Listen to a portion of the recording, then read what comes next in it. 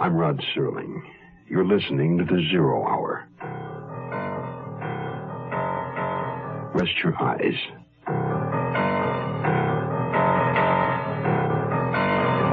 Exercise your imagination.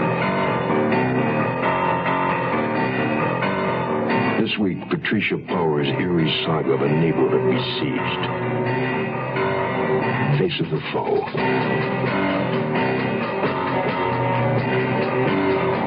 Starring Jessica Walter, Joseph Campanella, and Judy Carn.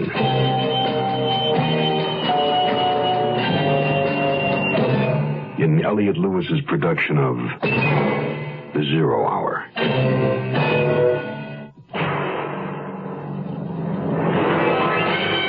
The Mutual Broadcasting System presents The Zero Hour.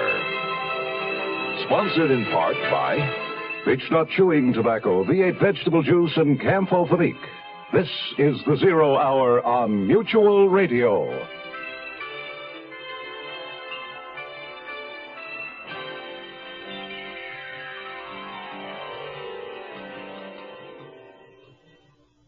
This week, A Winter's Tale, set in a pleasant residential neighborhood in the Canadian city of Montreal, where two attractive young women share a cozy, stylish apartment, their workaday problems and pleasures, and their dreams and uncertainties of the future. For Nicole Nugent, there's the question of whether or not she should marry the budding young novelist Christopher Galloway. For Laura Prescott, still smarting from a broken love affair, there is her current plan to start a beer garden restaurant, to put her penchant for German cooking profitably to work. But for Nicole Nugent and Laura Prescott, there will soon be a far more immediate and vital concern. There's a psychopath loose in the neighborhood.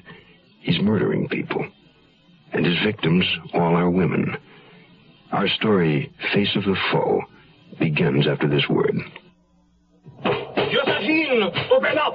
It's me, Napoleon Bonaparte, Emperor of all France, much of the civilized world, and Louisiana if the deal falls through. Quick, Pierre, hide in the closet. Napoleon must not find you here. Coming now, Pete.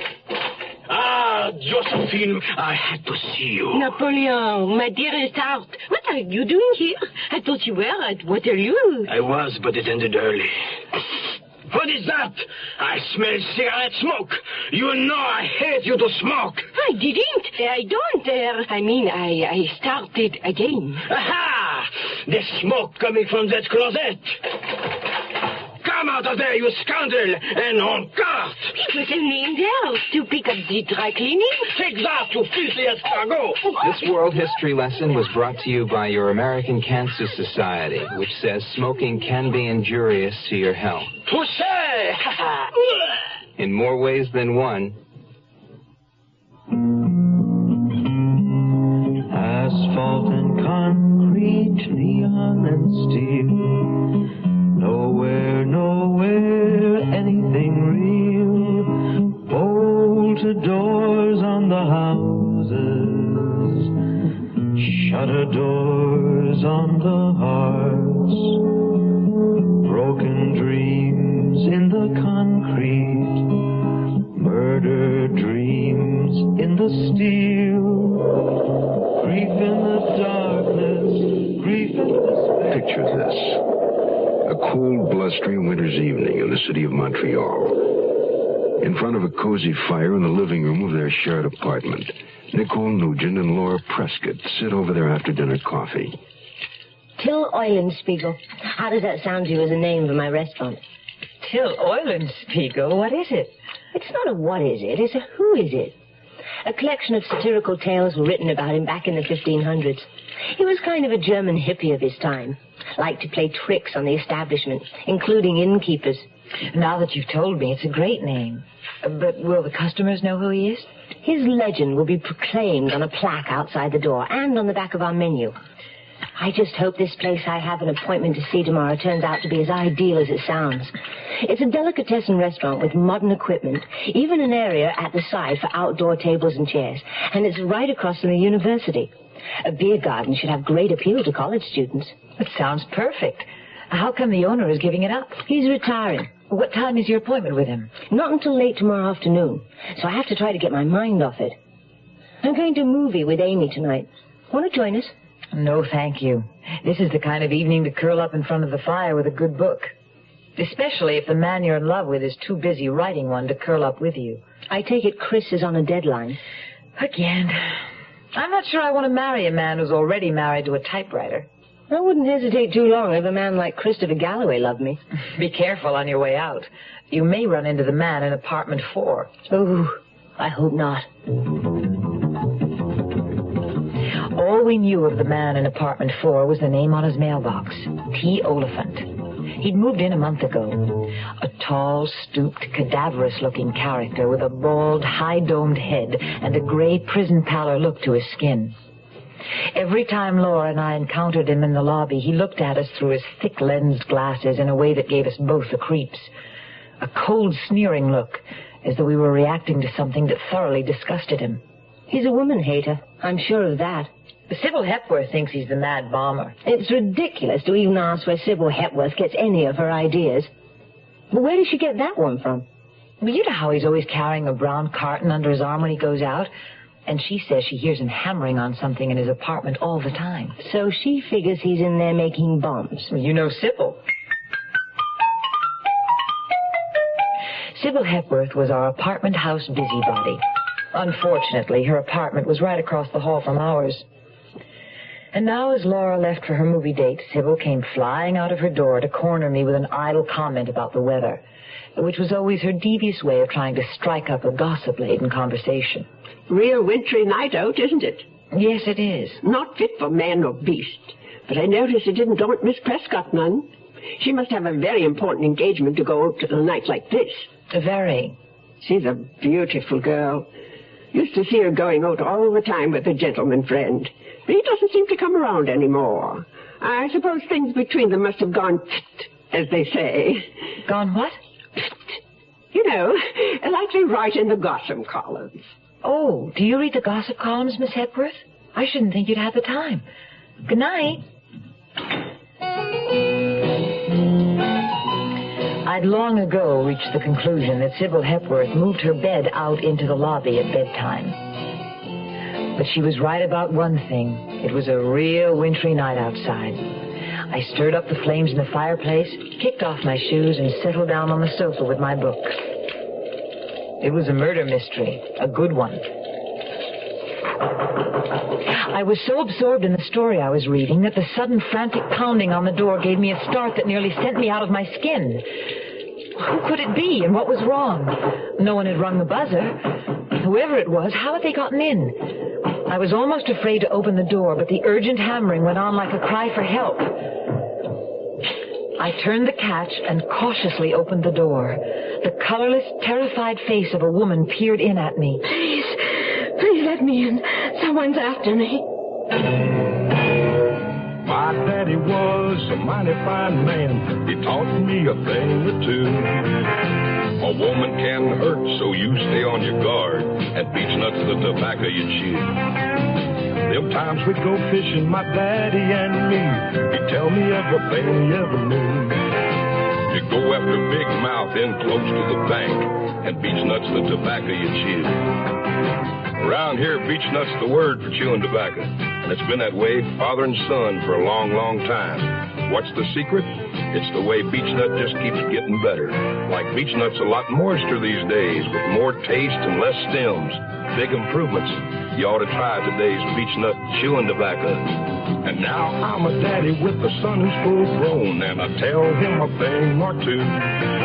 Scared money don't win, evil women drink gin, and beechnut's the tobacco you chew. We'll return to our story in a moment. Here's a tip from your Better Business Bureau. A household move is always a difficult undertaking, but it can be particularly unpleasant during the summer. Pickups and deliveries are more likely to be delayed then because the demand on moving companies is at a peak. One way to minimize such problems and save a substantial amount of money, too, is to move yourself. However, there are a few things to think about before you go out and rent a truck or trailer. Are you and your helpers physically up to carrying your heaviest furniture in and out of houses? If you need a large trailer, is your car up to towing it? Rental trailers are cheaper than trucks, but less advisable for long hauls with heavy loads. You should also take into consideration the additional wear and tear on your car and allow for greatly reduced gas mileage. Unless a driver is accustomed to pulling a camp trailer, hauling a load of furniture may present problems, especially in parking. Sure, you want to save money, but be sure you know what it means to do it yourself. A consumer tip from your Better Business Bureau.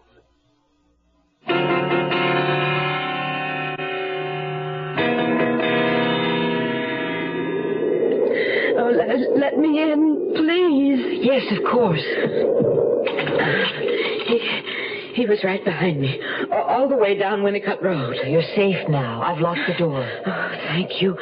Thank you. Come in and sit down. I'll get you some brandy, and then you can tell me what happened. With shaking hands, she put the armful of sheet music and books she was carrying on the coffee table and sat down heavily on the sofa. A big, ungainly woman with a round, childlike face framed by black sausage curls. In her late 30s, I figured, and well-to-do, judging by the pastel mink, velvet pantsuit and pearl necklace she was wearing.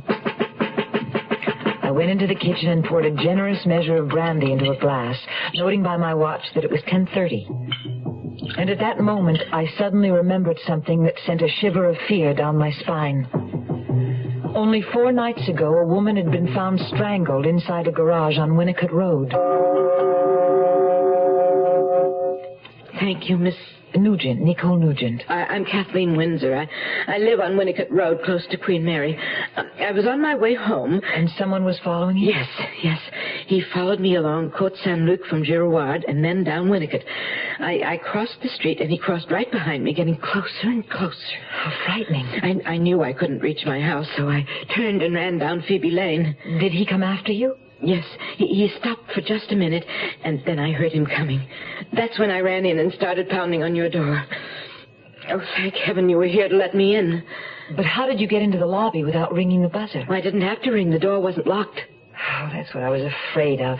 We've been having trouble with the lock on that door. I guess the janitor hasn't fixed it yet. Well, you'd better see that he does. But I am grateful that it was still broken tonight. Perhaps I should call the police. Could you give them any description of the man? No. I just ran when I heard him getting closer. I only glanced at him once when I crossed the street on Winnicott before he came across after me. What did he look like? Kind of short, I think, with a dark coat. I couldn't really see. It was dark and he was in the shadows. I was really too frightened to notice. Oh, I understand. You see, only last Monday night, a girl from my church choir was murdered on Winnicott Road. Yes, I read about it. It must be awful when it's someone you knew. Elsie Grumberger. She sang the solo sometimes. Had a beautiful soprano voice. Shall I get you some more brandy?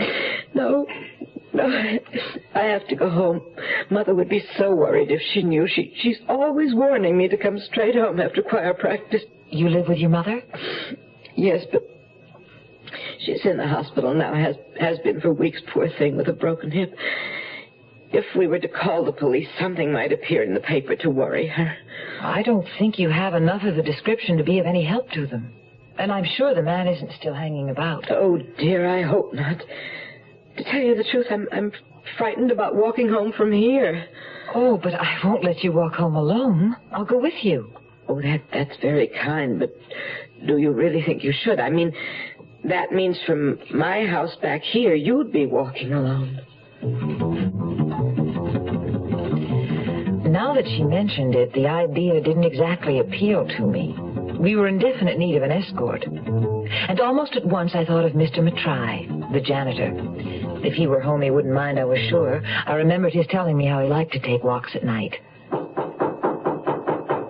There he is now. In just a few minutes, you'll be safely home. Oh. Hello, Mr. Matrai. This is so good of you. No trouble at all, Miss Nugent. This is Miss Windsor. She lives just down the street on Winnicott Road. Thank you ever so much for coming to our rescue, Mr. Matrai. A sudden suspicion dawned on me. Was Kathleen Windsor just imagining things? Had a man actually been following her, or was it only wishful thinking? Well, she was close to 40, I was sure of it. But when it came to men and mother, it appeared she was just a naughty little girl. Mr. Mattrai's broad, swarthy face remained expressionless at all of the fawning and giggling Kathleen Windsor couldn't seem to refrain from. Your things are on the coffee table, Miss Windsor. Don't forget them. Oh, yes, my music. I'm going to be singing a solo this Sunday. Are you a church-going man, Mr. Mattrai? Yes, I go to church every week. As the three of us came out of the apartment, I saw the door across the hall furtively closed. I knew that Sybil Hepworth had had her eyes and ears open. A full moon rode high behind a veil of clouds. We walked quickly, heads down against the wind, and arrived at Seabury House in a few minutes' time. A doorman in maroon and gold livery tipped his hat to Kathleen Windsor, swung the outer door open, and admitted us into the inner sanctum. We rode a whispery, silent elevator to the 4th floor, walked down a thickly carpeted, softly lit hall to a plum-colored door numbered 415. We waited while Kathleen Windsor searched her purse for her keys, found them, and opened the door. Won't you please come in for a moment? Both of you. Just to see that everything's all right. Yes, of course. Just for a moment. He might have gotten into my apartment somehow. No, that does not seem very likely to me. It would be very difficult to get past that doorman and through a locked door. But we'll make certain you're safe before we leave. Won't we, Mr. Mattrai? Of course. Mr. Mattrai patiently looked into every corner and cupboard and checked the window leading to the fire escape. There is no one here. You do not have to worry. But the other rooms, Mr. Mattrai, would you mind? He went into the kitchen, the bathroom, and Kathleen's mother's room, looking behind curtains and doors and the clothes hanging in closets. Finally, we walked together into the room that I knew at once belonged to Kathleen Windsor. The little girl's room, all pink and white with ruffled curtains and a menagerie of stuffed animals on a canopied 4-poster bed. From a rocking chair in the corner, a giant plush teddy bear stared at me with glass button eyes. It's all right, Miss Windsor. I've looked everywhere. There is no one. I know you're going to think this is silly of me, Mr. Mattrai, but there is one other place he could be hiding. Would you just take one little peek under my bed?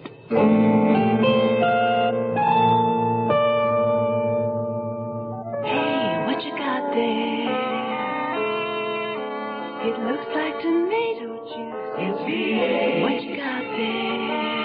It's V8. Looks like tomato juice. It's V8. Try it. Wow. It sure doesn't taste like tomato juice. It tastes like V8. A great natural blend of 8 garden vegetables. V8 cocktail vegetable juice. V8. When a skin injury makes your child cry out in pain, Ow! It hurts! remember Camphofenique.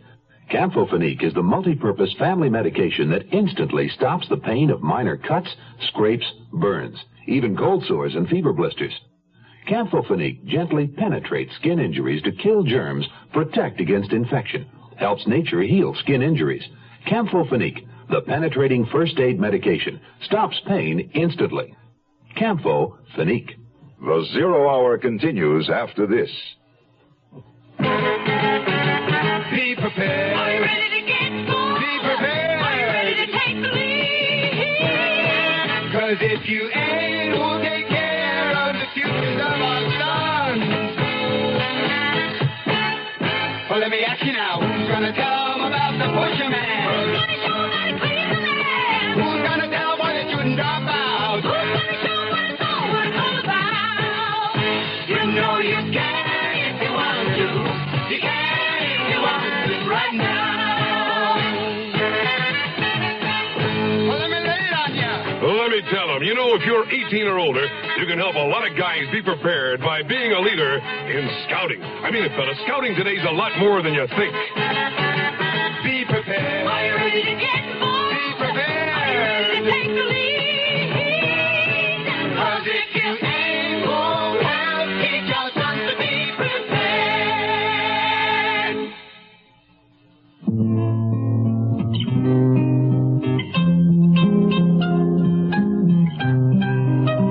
In retrospect, my adventurous evening with Kathleen Windsor seemed rather ludicrous. I was looking ahead to the following evening when that struggling young novelist, Christopher Galloway, would tear himself away from his current literary effort long enough to take me out to dinner. But it was just my luck to wake up the next morning with a cold. Cheer up. 2 weeks from now, you'll be sunning yourself on the sands of Jamaica, where probably no one's ever even heard of a cold. Oh, right now, my only concern is about my date with Chris tonight. Any time he's willing to take off when he's on a deadline is pure gold. Yes. A glass of freshly squeezed vitamin C. Maybe if you take it easy all day, you'll feel better tonight. Oh, maybe. Too bad you had to go out at all last night. My big errand of mercy. It was a fool's errand, I'm sure. That poor silly woman. You should have seen her bedroom, Laura. It looked like something out of an old Shirley Temple movie. Well, from what you've told me, I guess her mother just never let her grow up. Her mother should have seen her last night, giggling and fawning over poor little Mr. Matrai. How was Mr. Matrai taking it? He didn't say anything after we left. You know how quiet and polite he always is. I caught him staring at her a couple of times, though. You would better remind him to fix that lock on the lobby door. Oh, we met T. Oliphant in the lobby on our way out last night. And you should have seen the way he stared at Kathleen Windsor.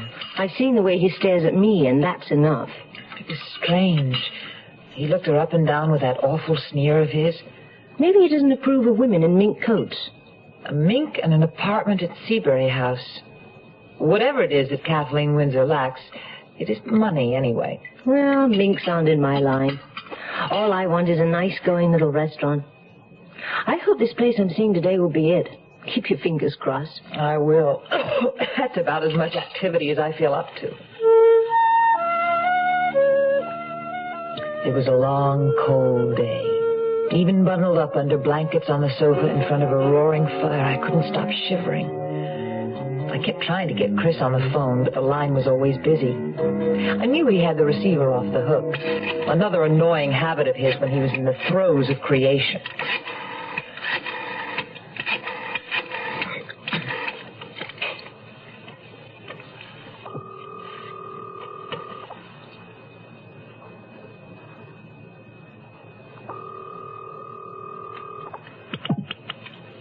Hello?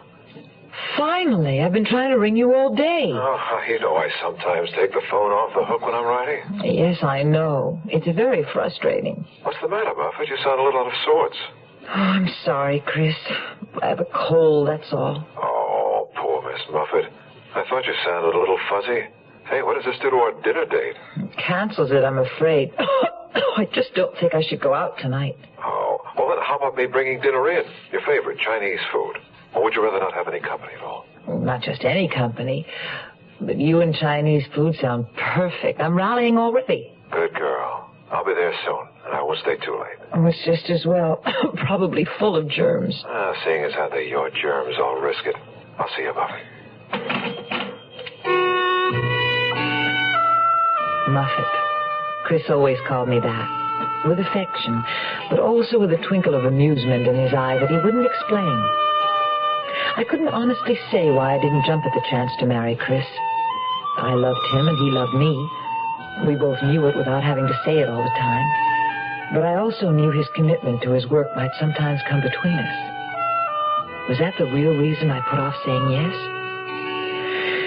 Right now, with the man of my life due any minute, I thought I'd better try to make myself as appealing as anybody with a cold of the nose could be. About all I could manage was a touch of eye makeup and a few strokes of the hairbrush. At least it took some of the lackluster from my eyes and returned a little of the sheen to my hair. Hello, darling. How's my muffet feel, huh?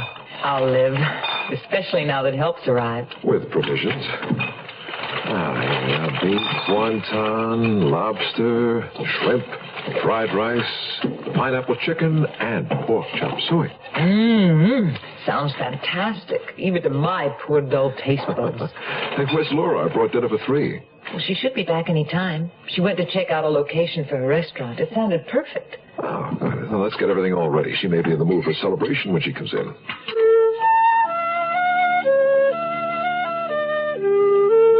I don't have anything to celebrate. The property wasn't even for sale. Not for sale? But I thought you talked to the owner on the telephone. Well, I thought I did, too. I told him he'd called me in answer to my ad. But he swore it wasn't he who called. Then who was it? He said it must have been some joker. Some joke. I wonder why anyone would do something like that. Don't ask me. Maybe running a wanted ad in the paper on my own wasn't such a good idea. Oh, shouldn't be anything wrong with that. Let's see the ad. Oh, my God. Nicky, what's the matter? What is it, Buffett? That story in the paper. Look what it says. I pointed to a small news item at the bottom of the page. Woman found strangled was the headline. Below it, with disbelieving eyes, I read, early this morning, the body of a woman identified as Kathleen Windsor was found in her apartment at Seabury House on Winnicott Road. She'd been strangled. Grief in the darkness, grief and despair. Nowhere, nowhere, someone to care. You are listening to Mutual's presentation of The Zero Hour. Your Heart Association presents Maureen Stapleton and Martin Balson. A red blazer with brass buttons. Oh, it's great. Open the other birthday present. It feels like... Well, what is it? A sphygmomanometer. Spig what? Sphygmomanometer. I can take your blood pressure with it. Oh, just when I need it. Well, it's your 40th birthday. I'd like to celebrate 50 more. And there's millions of people walking around who don't even know they have high blood pressure. So? So high blood pressure, if it goes untreated, can lead to heart attack, stroke, and other not-so-nice things. Look, I don't have it. How do you know? There's no constant symptoms, and you never get checkups. Well, I'm not about to let you check my blood pressure. Then you'll see the doctor about a checkup. Okay.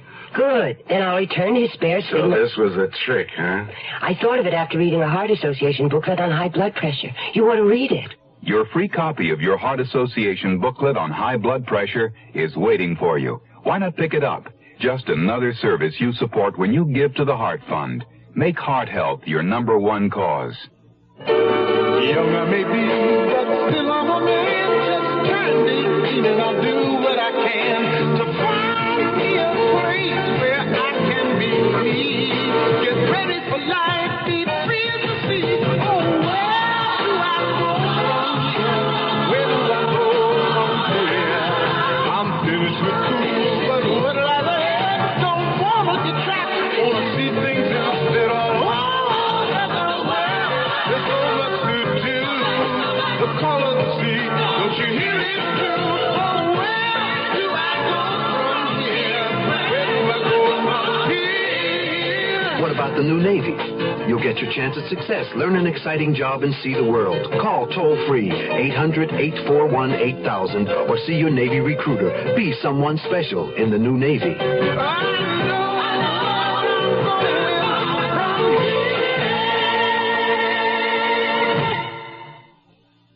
Tomorrow at this time, rest your eyes and listen here to this week's continuing study in suspense, Face of the Foe. I'm Rod Serling, and this is The Zero Hour. This episode brought to you in part by Beach Nut, V8 and Campo Philipe. This is The Zero Hour on Mutual Radio.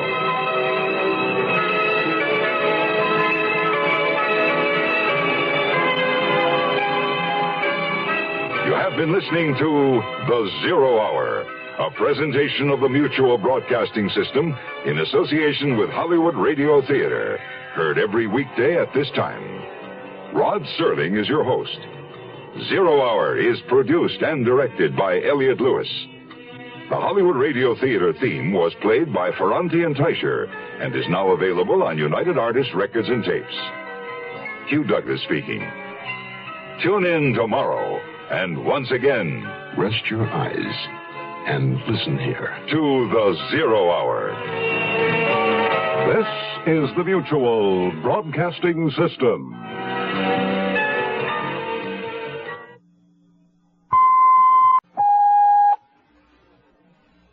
I'm Rod Serling. You're listening to the Zero Hour. Rest your eyes.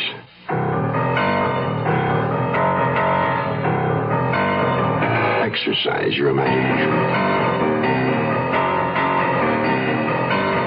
This week, Patricia Power's eerie saga of a neighborhood besieged.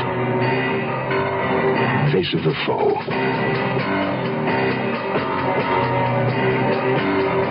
Starring Jessica Walter, Joseph Campanella, and Judy Carn.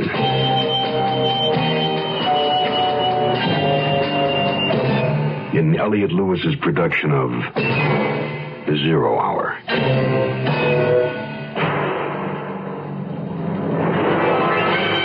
The Mutual Broadcasting System presents The Zero Hour.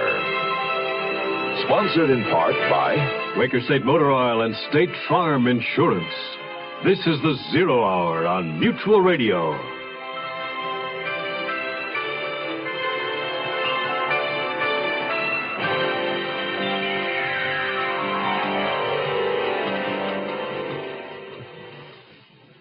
Ordinarily, the greatest winter concern for Montreal residents is hockey. But this is no ordinary winter in Montreal. Only the climate is as usual, and Canadians have learned to deal with inclement weather. But in one particular neighborhood, there's something outside more terrible than snow, or so it would seem to young Nicole Nugent. She enlisted the company of the gentle-mannered janitor of her building to join her in walking an hysterical woman, one Kathleen Windsor, safely home. Seeing the middle-aged woman's plush apartment and frilly little girl bedroom, and having witnessed her flirtatious manner with her male escort, Nicole concludes that the shadowy pursuer that Miss Windsor claimed was following her home in the night was merely the product of a lonely spinster's fertile imagination. But now, Kathleen Windsor is dead. And for Nicole Nugent, a story in the newspaper lends credence to the theory that there is a fiend on the loose, and he's somewhere, very close by. Face of the Foe will continue after this word. If your house needs insulation, and you don't have storm windows and doors and caulking around the doors and windows, you could be spending 50% more than necessary on heating costs this winter. The National Bureau of Standards recommends 3 inches of insulation in the walls and under the floor of your house, and 6 inches in the attic. Weather stripping movable door and window joints and caulking around the frames will stop cold drafts. And storm windows and doors can drastically cut heat loss through glass. While you're thinking about heat loss, hot water pipes lose a lot of their heat going through cool basements, unless they have an insulated wrapping. So think seriously about spending a little money to save quite a bit. You will also save on short fuel supplies. For more information about cutting heating and cooling costs, send for a copy of the fact sheet Home Energy Savers. It's free from Consumer Information, Pueblo, Colorado, 81009.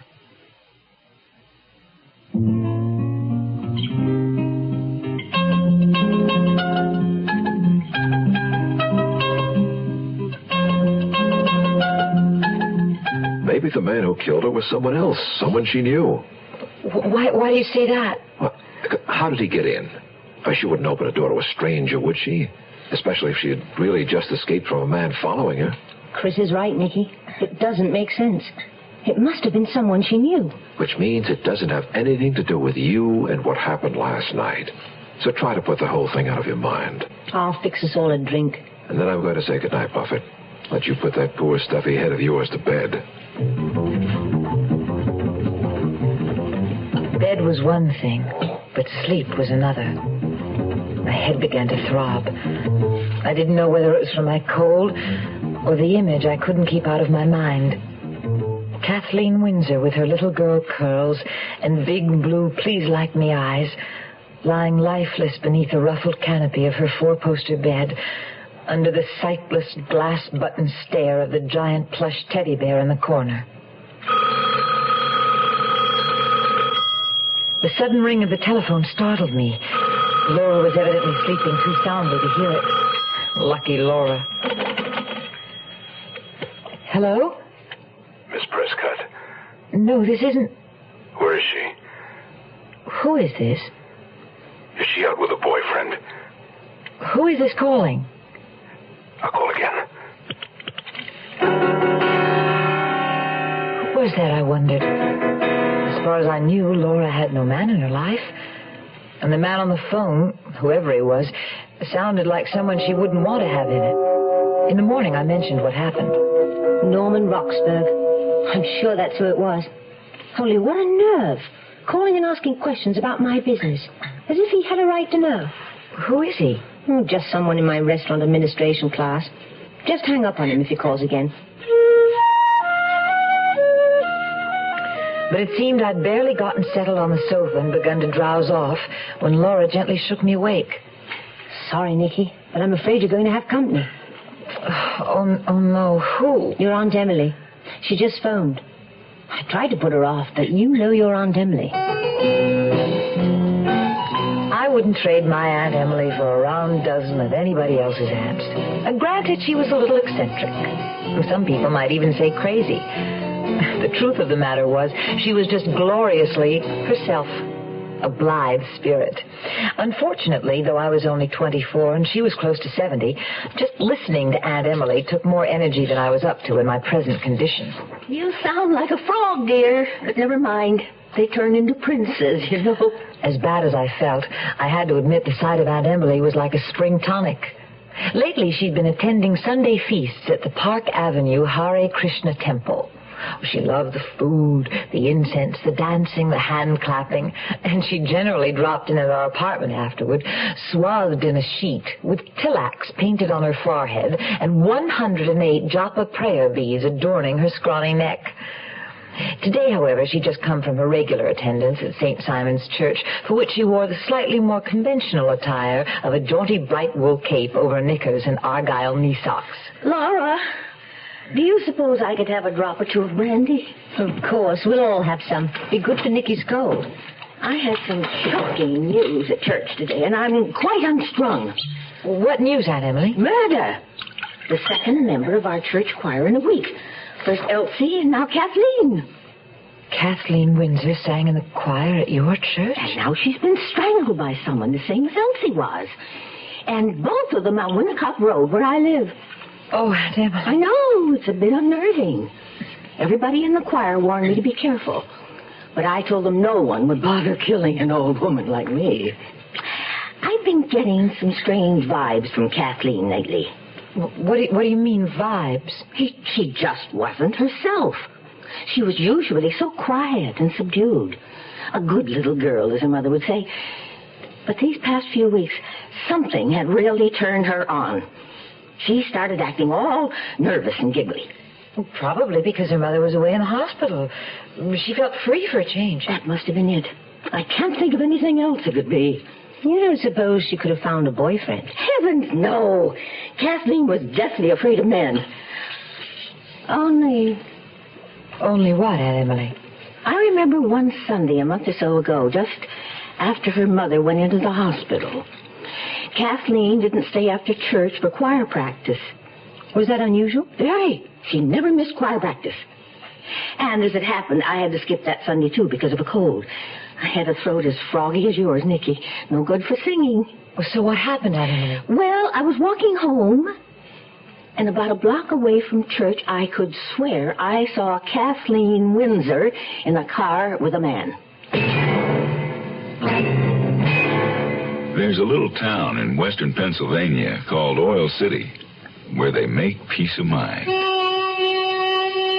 They put it up in quart-sized green and white cans and ship millions of them all over the land to people who don't want to worry about their cars. This peace of mind for car owners is called Quaker State Motor Oil. The folks who make it are experts, men who really know motor oil, because that's been Quaker State's specialty for over 50 years. Quaker State starts with the finest natural petroleum the earth provides. 100% pure Pennsylvania-grade crude oil. Then they put it through step after step of refining and fortify it to fight heat and rust and dirt and wear and give your engine the protection it needs. Quaker State Motor Oil.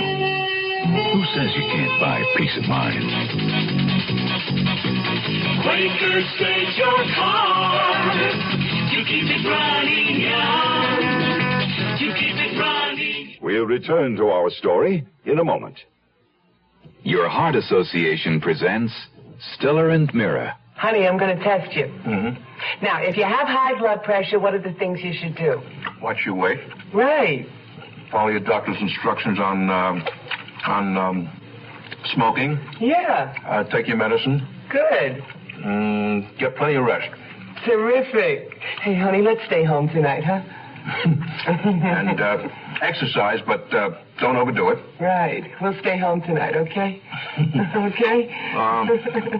Yeah, and you got to rest before you get tired, right? Exactly. So we'll stay home tonight, okay? Okay, we'll stay home tonight. Terrific.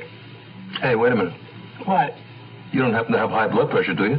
Me? Of course not. I had my checkup at the doctor. I'm terrific. And I made an appointment for you. Why? Because I love you. And only a doctor can tell. Another way to protect your loved ones is to give to the Heart Fund.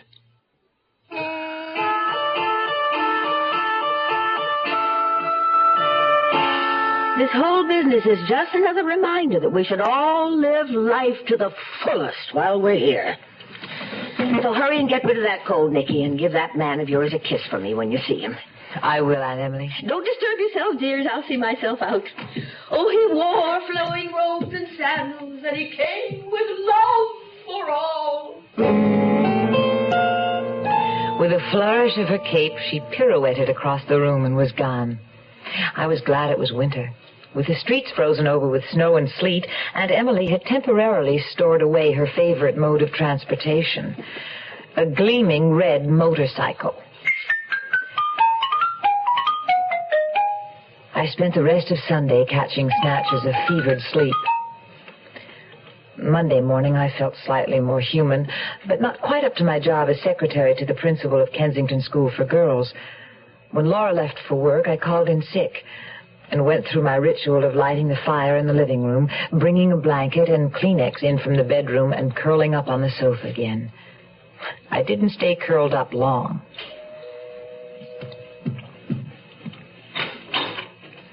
Forgive me, mademoiselle, but I'm Detective Lieutenant Noel Philipe from Homicide. Homicide? You are Mademoiselle Nugent, are you not? Yes, I am, but... Then you're the person I've come to see.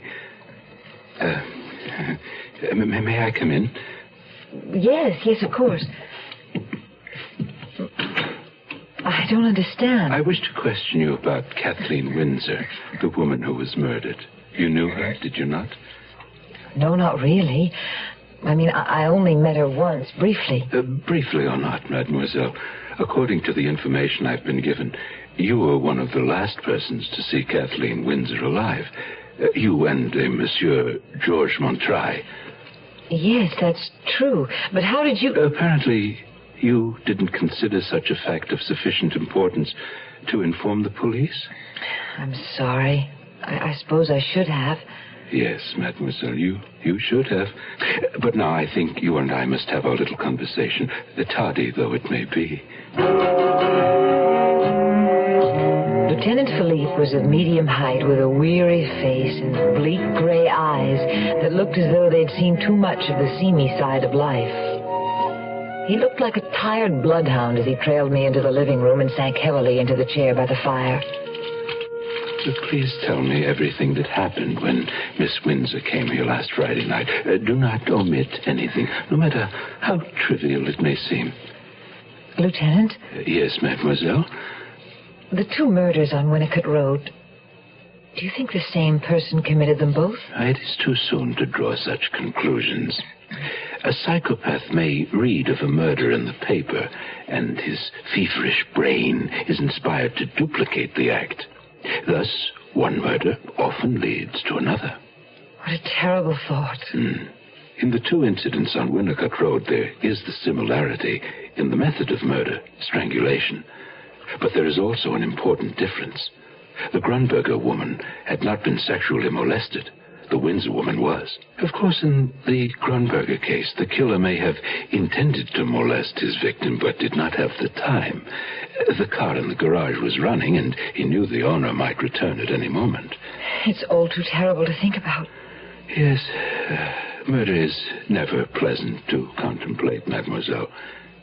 But in the event of two murders of women in your immediate vicinity, I suggest you must give it some thought. Oh, yes, we will. We'll be careful. There is sometimes a sexual element in murders by strangulation. We may be dealing with a sexual deviant. Have you talked to Mr. Mattry, Lieutenant? Perhaps he might remember something I've forgotten. I was wondering when you would think to bring up Monsieur Mattry. He was, after all, the only other known person to be with Kathleen Windsor just before her death. He's a very nice man, Lieutenant. I'm sure you'd find him most obliging. I'm afraid, Mademoiselle Nugent, at this moment we do not find him so. Mr. Mattry, it seems, has disappeared before we could question him. Disappeared? Tell me what you know of the man. Not very much, I suppose. I've lived here a year, and he's always been very polite and helpful. And that is why you thought of him to accompany you and Miss Windsor to her home, is that correct? Well, yes. And also, I remembered his telling me once that he liked to take walks at night. But, Lieutenant, that doesn't mean he walked around murdering women. Oh, perhaps not. Perhaps not. But then, what reason do you suggest he had for not wanting to be questioned by the police? A very good one, as a matter of fact. I'm thinking of a conversation I had with him last summer. He was working outside in the garden, and I was admiring the flowers he planted. He told me then how he had fled from Hungary in the 1956 revolution, how terrible it was there for his family and himself. He was so thankful to be living here in Montreal. Yes, oh, that's very interesting. Well, don't you see? No wonder he ran away from the police. He was afraid from his past experiences. A sound enough theory, perhaps, mademoiselle. Except for one thing. What is that, Lieutenant? I'm afraid we have uncovered another reason for his fear of the police. The record shows that your nice, quiet Monsieur Mattry has actually served 2 terms in prison. What for? For molesting women, mademoiselle. Agent Darrell Hutchison of Garden City, Georgia, explains why personal service and car insurance is just as important as State Farm Mutual's low rates. We are not always the lowest price that an individual can find for insurance. So I have had people come by that have already gotten prices from other companies. They come by, and this particular time we were a little higher than they were. But after talking with them, tell them that I can give them one thing that the other company cannot give them, and that is my personalized service. They know that I am here. I'm here to stay as an agent, and these points make a difference. They don't want to be treated as a number. They still want to be treated as an individual, especially when they have a claim problem. They want to be given service because that's what they're paying for. Like a good neighbor.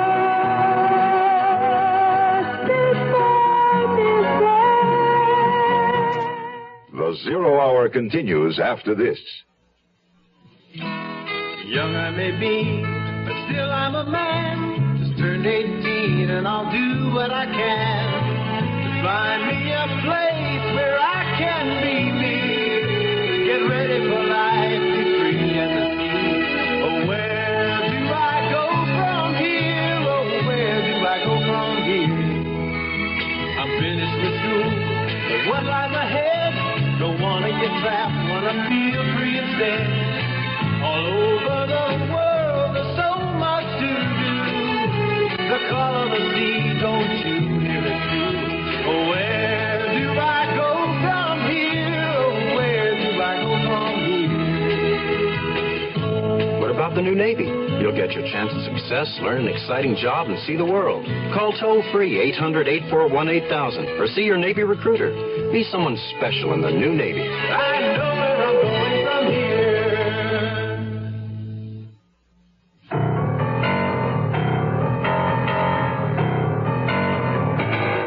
The most puzzling aspect of the Kathleen Windsor murder is how the killer got into her apartment. There was no sign of forced entry, which leads to the obvious conclusion that she willingly opened the door to whomever it was. And do you think it might have been George Matry? He had witnessed the type of woman she was and knew that she was alone in her apartment. He could very easily have returned and gained admittance on the pretext that he wanted to be certain everything was all right. And you think she would have let him in? Mademoiselle, have you not been insisting all along that he was not the type that anyone would take to be a murderer? Lieutenant Philipe had made his point. He lifted himself wearily out of his chair, reclaimed his battered hat, and left me with the information that a man would be stationed at our building in the event that George Matry returned. When I finally crawled back into my cocoon by the fire, I was shivering again, but this time it wasn't from the cold. Luckily, Chris chose just the right moment to cheer me up with a phone call. Stop trying to blame yourself, Muffet. You had no way of knowing about Mr. Matry. Maybe he isn't a murderer. Maybe he's just a sweet little dirty old man. Oh, Chris, I'm so glad you called. Well, I figured you might need a little cheering up. And how about continuing the treatment with a night out this Friday, if you're feeling okay by then? If I'm not okay by then, I'll never be. Guy and Lisa have invited us to a play and a buffet supper at their place afterward. Sounds like the perfect cure for a shut-in. What's the play about? Oh, something written by a friend of Guy's, a comedy. Just as long as it isn't a murder mystery. Even if the play were disappointing, an evening with Lisa and one of her buffet suppers could never be. She was a friend from my school days, and Chris had become as fond of her as I was. Lisa had met and married Guy Sabarin less than a year ago. Unfortunately, neither Chris nor I liked the man, but we'd learned to tolerate him for Lisa's sake. At the moment, I found myself thinking I was going to have to get well by Friday night if I were going to stomach a whole evening in Guy Sabarin's company.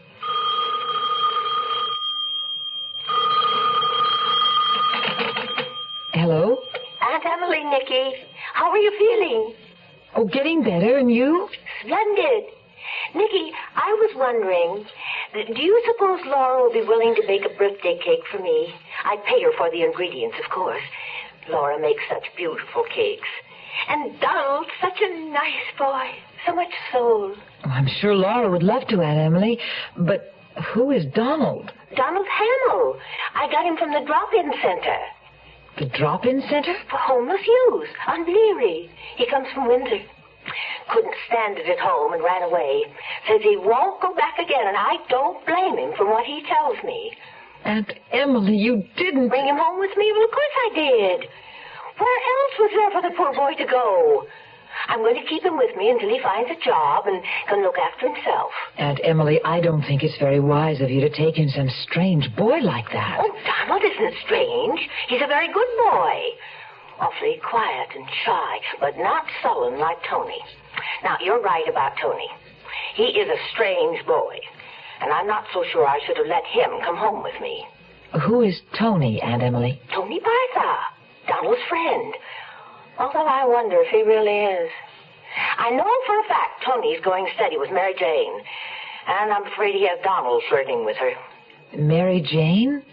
Is that someone else you brought home with you? Oh, dear, no. Mary Jane is marijuana, dear. You mean Tony Bartha's into drugs? Oh, Aunt Emily, I don't think you should let him stay with you. Don't worry, I'm not going to for long. I don't like his attitude. Cheers. The rest of the day passed uneventfully, except for another encounter with T. Oliphant when I went to the lobby to get the mail.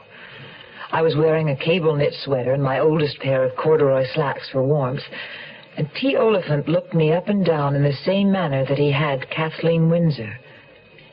A new thought occurred to me. Maybe he just didn't approve of women wearing pants. I scuttled past him quickly and hurried back to the sheltering circle of my fire like primitive man huddling against evil spirits. A few moments later, I had fallen sound asleep. It was dark in the room when I woke up. Laura had her class on Monday nights and didn't come home for dinner. The room was chilly. I put more wood on the fire and turned on the lamp. I thought of all the things I needed to do before I left on my trip to Jamaica. Clothes to sew, laundry to do, Christmas presents to wrap. I still didn't have the energy. I picked up a book to read, making certain it wasn't the one I'd been reading the night Kathleen Windsor had come pounding on my door. Laura came in so quietly I didn't hear her. I gave a start when she suddenly materialized beside me. She looked strange. Her face pale, her eyes staring. Laura, is something wrong? There's someone with me, Nicky. May I ask him in? Of course. She walked to the hall and in a moment returned with a man at her side. Pleasant looking, sensitive features with dark blonde hair that just brushed the collar of his expensively tailored suit. Mr. Brook, this is my roommate, Nicole Nugent. Nicky, this is Julian Brook. How do you do? I'm pleased to meet you, Mr. Brook. Laura, what's wrong? Something is, I can tell. I'm afraid Miss Prescott doesn't feel yet like talking about it, Miss Nugent. You see, she's just had a ruddy bad scare. Laura, what happened?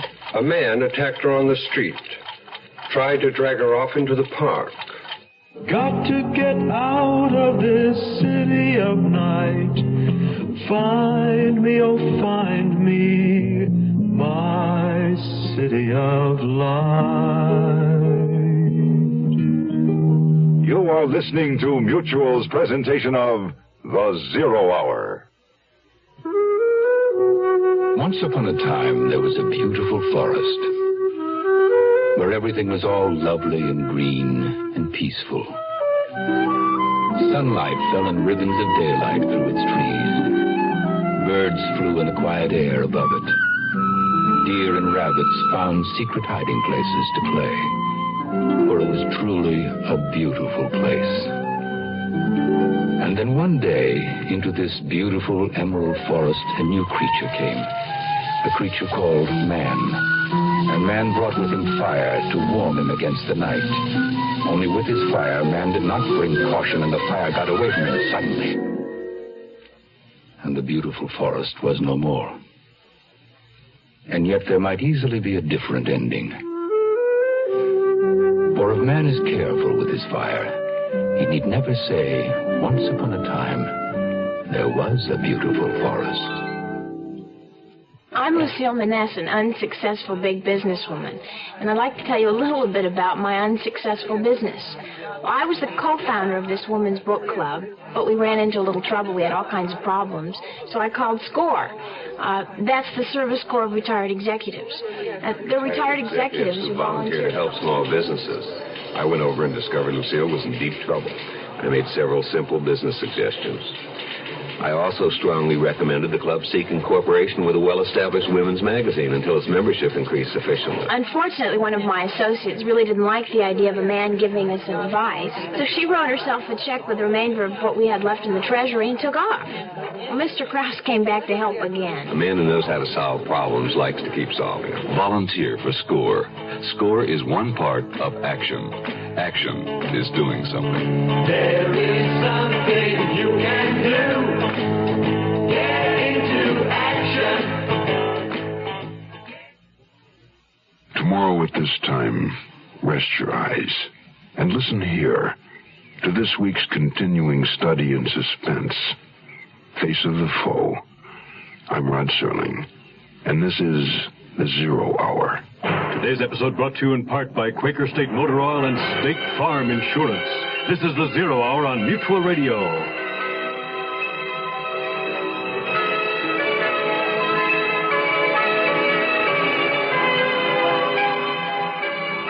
You have been listening to The Zero Hour, a presentation of the Mutual Broadcasting System in association with Hollywood Radio Theater. Heard every weekday at this time. Rod Serling is your host. Zero Hour is produced and directed by Elliott Lewis. The Hollywood Radio Theater theme was played by Ferranti and Teicher and is now available on United Artists Records and Tapes. Hugh Douglas speaking. Tune in tomorrow, and once again, rest your eyes and listen here to the Zero Hour. This is the Mutual Broadcasting System.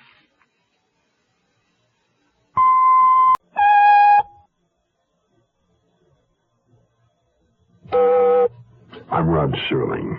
You're listening to the Zero Hour. Rest your eyes.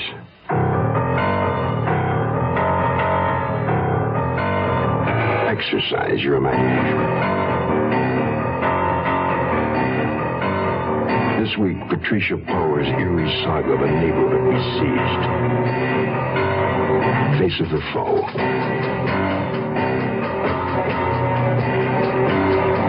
Starring Jessica Walter,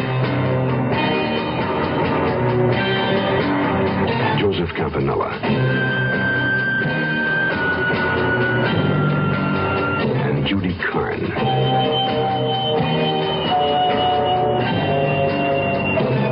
In Elliott Lewis's production of The Zero Hour.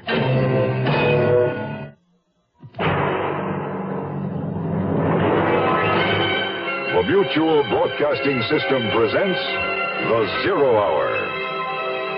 Sponsored in part by Big Red Chewing Tobacco, V8 Vegetable Juice, and State Farm Insurance. This is The Zero Hour on Mutual Radio.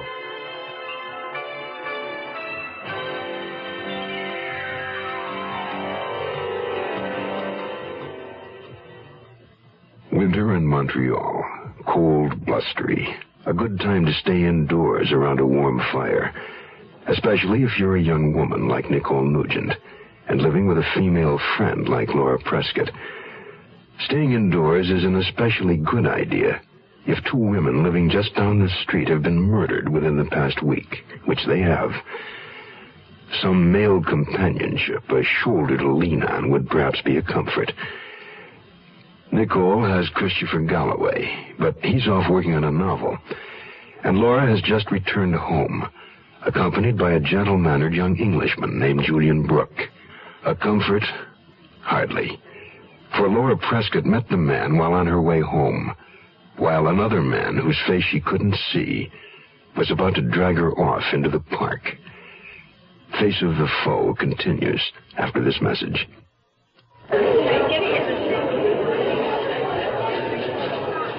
$3 billion a year. That's the amount lost through shoplifting and theft in American stores annually. It is clear that a great number of those involved are not practicing criminals, but ordinary citizens. Many rationalize their actions with the common reflection, so what? They're insured. A phrase that justifies nothing. It is not only property that's at issue, it is the sacredness of all things within the community of man. Ecologists and conservationists are making the point of the interdependence of all plant and animal life. Pollution breaks the cycle. So, too, when we break the trust we owe one another in the community of man, we contribute to moral pollution. The community of man, God's club. Be an active member. This message has been brought to you by Religion and American Life in cooperation with this station.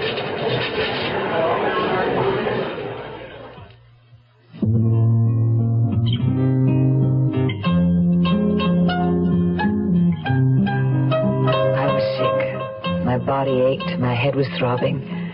And then Laura was there, back from her night class. White as a sheet. I got sick all over again. A man attacked her on the street and tried to drag her off into the park. Oh, Laura, how dreadful. Are you all right? Yes, I'm all right. Thanks to Mr. Brook. You tell her about it, will you, Julian? After I pour you some brandy. Thanks, Nicky. I'm just a bit shaky, that's all. Mr. Brook? Yes, I could do this by myself, thank you. Now, tell me. Well, I was driving on Côte Saint-Luc, there along the park, between Godfrey and Winnicott Road, when suddenly I saw this woman on the sidewalk struggling with a man. I braked my car quickly and dashed out to help her. That was a risky thing to do, but thank God you did. By then, the blackguard was trying to drag her off into the park. I shouted a warning, and he let go of her and ran off. Left poor Laura here shaking and sobbing on the grass. Did he hurt you, Laura? No, he just handled me roughly, that's all. She'll have a few bruises, I should imagine. But Lord knows what he would have done if Julian hadn't stopped to help me. It was foolish of me to be walking by it, especially after 2 women have just been murdered in this area. And considering the man who accosted you might possibly have been the murderer, I think we'd better call the police. I was expecting the battered little figure of Lieutenant Detective Philipe to reappear at our door in answer to Julian's call. But instead, a pair of lesser police officers arrived to take notes on the incident and firmly caution Laura and me to do no more walking the streets alone at night. Later in the week, I was especially glad that Julian Brook had come into Laura's life, because Norman Roxburgh, the obnoxious man in her restaurant administration class, was still giving her trouble. He even grabbed my arm and tried to keep me from getting into the taxi last night after class. I can't reason with him, Nicky. He really hurt me. As if I didn't have enough black and blue marks from that awful little encounter in the park. That is awful, but what can you do about him? I've already done the only thing I can. Switch classes. They're on the same nights, but begin and end an hour earlier. So hopefully I won't have to see anything more of Mr. Roxburgh. But a lot more of Julian Brook? Laura only smiled, but the look in her sea-green eyes answered my question. It was Friday evening, and we were both dressing for our dates, hers with Julian, mine with Chris and Lisa and Guy Sabrin. Aunt Emily was also coming by to pick up the birthday cake she'd asked Laura to bake. Do you think your Aunt Emily's friend will like it? Oh, he should love it. According to Aunt Emily, Donald Hamill is a nice boy with a lot of soul. Leave it to your Aunt Emily to take in a couple of homeless boys off the street. That worries me, especially from the way she describes the other one. She thinks he may be using drugs. That could be risky. You know, Aunt Emily, we should all live life to the fullest while we're... That's probably her now. I'll get it. But it was Julian Brook, looking youthful and attractive, in a narrow-cut royal blue coat that set off his fair skin and dark blonde hair. I ushered him into the living room and told him Laura would be out in a few moments.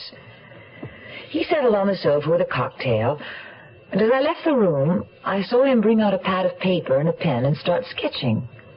Laura had told me he was a designer of modern furniture.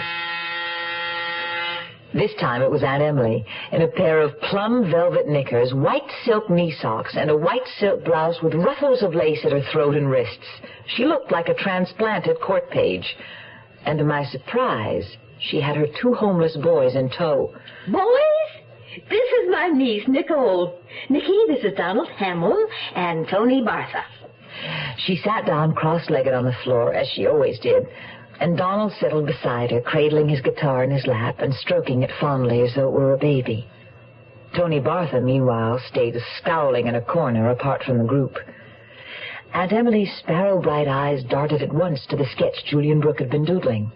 It wasn't furniture design after all, but a skillful line drawing in red ink of a sailing ship, its clouds of canvas billowing in imaginary wind, the figure of an angel blowing a trumpet at its bow. That's a really far-out sketch, Mr. Brook. Is she a clipper ship? She's the Flying Cloud, a beauty. You a sailing enthusiast, Mrs. Teasdale? Oh, yes. I love beauty in motion. You know, it's funny. I could swear I saw a very similar sketch of a clipper ship recently. Only where? You ever pop into the Warwick Tea Room by any chance? Of course, that's it. I go there sometimes after church for Sunday brunch. They have a whole wall of clipper ships, all done in red ink, as it happens. Precisely. They're all there. The Cutty Sark, the Moppelet, the Flying Spurs, Sir Lancelot, Ariel. Oh, ships have such romantic-sounding names. I must think of a magic, exciting name for my motorcycle. What do you think, Nicky? I'm sorry, Aunt Emily. I'm only glad it's winter and you're not riding that thing. Lovely girl, my niece, but so conservative. Aha! Let's hope this is that man of yours. I'll bet you he could think of a name. It was Chris with Guy and Lisa. They made a striking-looking couple. Lisa was a statuesque blonde with a Valkyrian profile, her thick golden hair braided into a coronet, adding a queenly touch to her Earth Mother figure. Guy Sabrin was lean and suave-looking, his dark satyr face set off by a pair of bushy brows that curled upward like the horns of a devil, and a carefully groomed black Van Dyke beard. A devil's beard. What, Aunt Emily? That detective investigating Kathleen Windsor's murder. He's been asking me to describe the man I saw her with in the car that day, and I couldn't for the life of me remember what he looked like.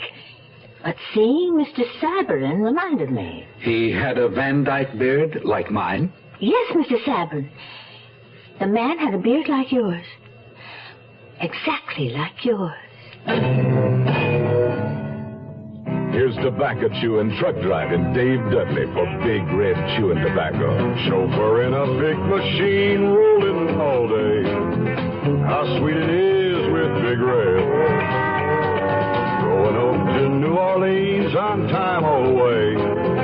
How sweet it is with Big Red. You notice it everywhere. More folks chewing Big Red Chewing Tobacco. Truck stops and the coffee's hot and conversation's fine. Hey, Mike, watch things like out Route 59. Then you pass Big Red around and the fellas take a chew. How sweet it is with Big Red. You ought to try Big Red Chewing Tobacco. It's moister, smoother, more satisfying. Got a taste of his own that keeps on tasting good all chew through. Climb on board. Start chewing Big Red Chewing Tobacco soon. How sweet it is with Big Red. We'll return to our story in a moment. Hi, I'm Pinocchio, the big nose and all that, you know. But seriously, lots of kids don't know about me. How can kids read if they don't have any books? And millions of kids, black, white, red, yellow, brown, all races, live in homes without any books. Getting books into the hands of these girls and boys is what the national program, RIF, Reading is Fundamental, is all about.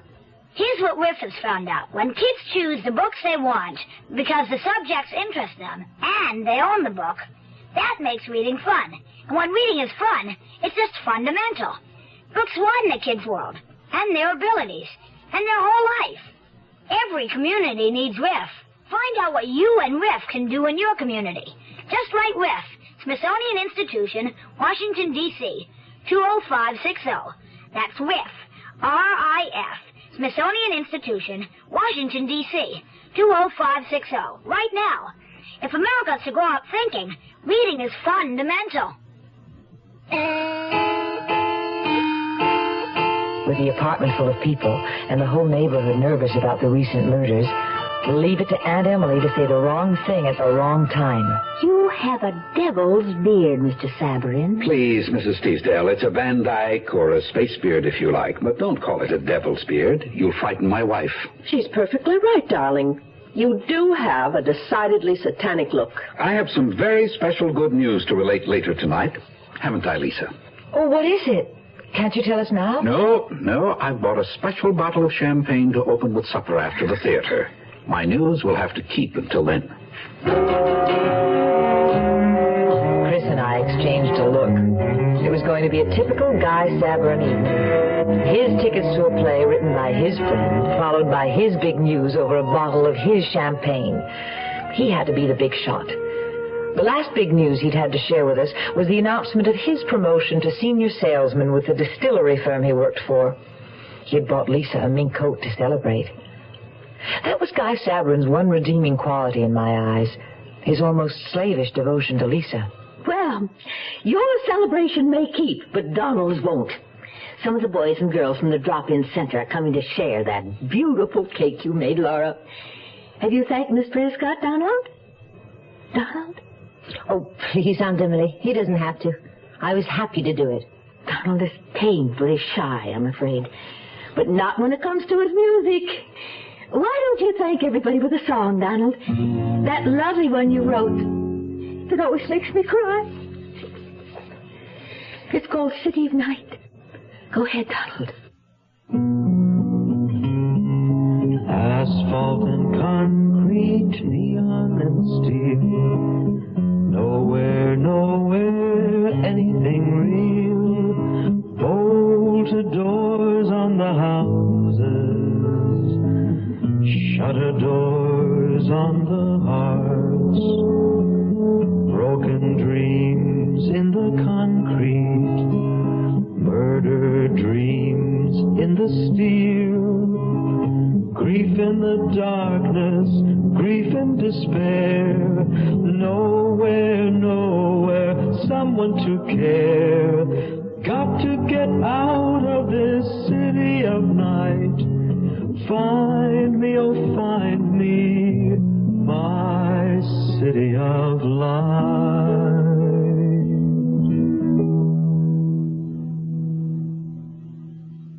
No one spoke for a moment. Aunt Emily was wiping the tears from her eyes, and I felt a lump in my throat. I'd found myself thinking about poor Kathleen Windsor alone in her apartment, the lonely, love-starved prey of a depraved killer. Then I looked at Donald and saw his sensitive mouth begin to tremble and moisture brimming in his own eyes. Donald's not used to people being good to him. My thoughtful Chris moved over to talk to the boy, while Laura put the cake in a hat box for Aunt Emily to carry home. It seemed Aunt Emily was right about Donald Hamill. He was a nice boy with a lot of soul. She was equally right about Tony Bartha, who had done nothing but stand in the corner and look sullen the whole time. I didn't care much for his attitude either. The so-called comedy by Guy Sabrin's friend turned out to be a dismal tragedy. But Lisa's buffet dinner was more than making up for it. If there was any humor in that comedy, I'm afraid it was too sick to live. Of course, the rising young novelist Christopher Galloway is a far better judge than an unpublished amateur playwright like myself. Well, I've never written anything more than an occasional postcard. But I judged the play tonight to be an unqualified bomb. I guess you're right. My old buddy missed the mark with that one. Darling, why don't you bring out your champagne now? Right. We've been waiting all evening for this big news of yours, Guy. It's worth waiting for, I promise you. Here we go. Very special champagne for a very special occasion. Oh, look at those beautiful bubbles. And I'm ready to toast, if you'll just tell us what we're toasting. A toast to my beautiful wife, Lisa, who is soon to make me a father. Oh, Lisa, that's wonderful. Congratulations, Guy. Now, that is big news. Ah, that isn't all. I have a little something else that's a surprise to Lisa as well. A small present, my love, in honor of the occasion. Guy, what is it? Open it and see.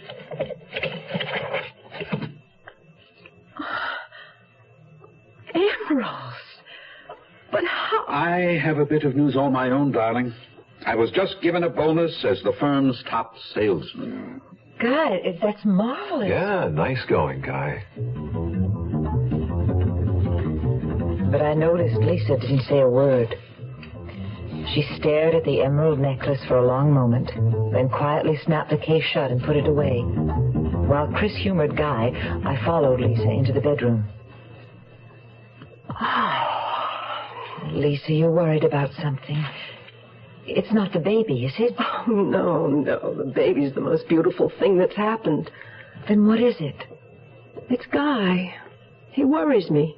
A mink coat, an emerald necklace. We can't afford such things. But Guy explained.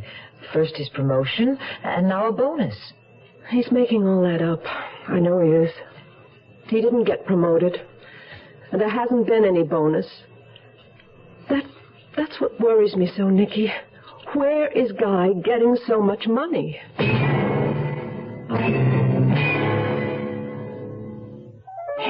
what you got there?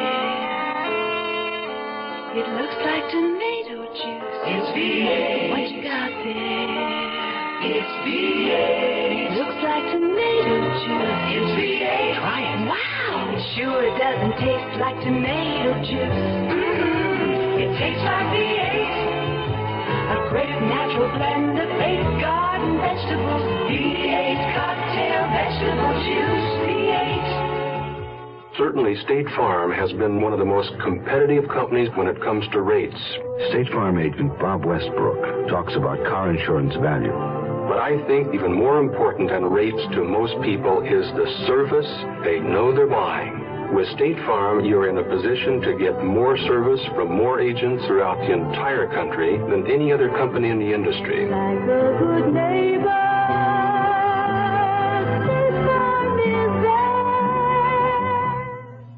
The Zero Hour continues after this. Charlotte, I'm home. The supper's not ready, Chester. Should I go back to the office? No, stay. Well, what are we having? Tuna casserole. Sure.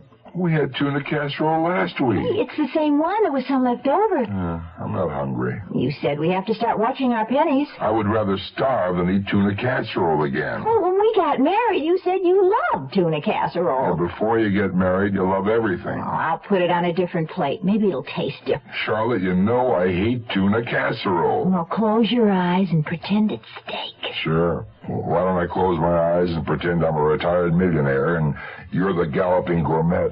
Gourmet. Social Security can't help Charlotte's cooking, but it can help Chester's retirement plans. Today, nearly 17 million retired workers and their dependents are getting Social Security retirement benefits. And for nearly everyone 65 or over, Medicare benefits are available to help pay hospital and doctor bills. For more information, call your nearest Social Security office.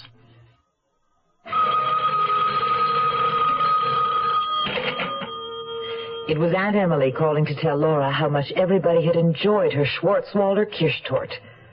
Donald had had a successful party with the kids from the drop-in center. He had played his guitar, and they had all rapped around the clock, as Aunt Emily put it. But then she got on the subject of Tony Bartha. I've seen him hanging around Crestview Public School several times lately. Why would someone his age want to hang around an elementary school? My point exactly. And the other day I saw him talking to a man in a big flashy car parked at the corner by the school. When he saw me, they stopped talking and the man quickly drove away. Did you ask Tony about it? Yes. He said the man had just been asking for some directions. But I don't think I can take Tony at his word. Aunt Emily, do you think there might be a connection between Tony's taking drugs and... well, could he be selling them to school children? That very thought occurred to me.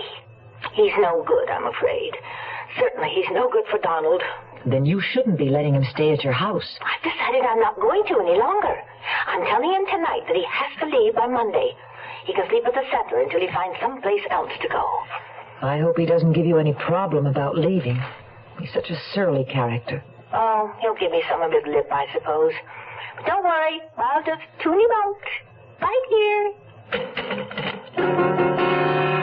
By the time Sunday afternoon rolled around, Laura was out on still another date with Julian Brook.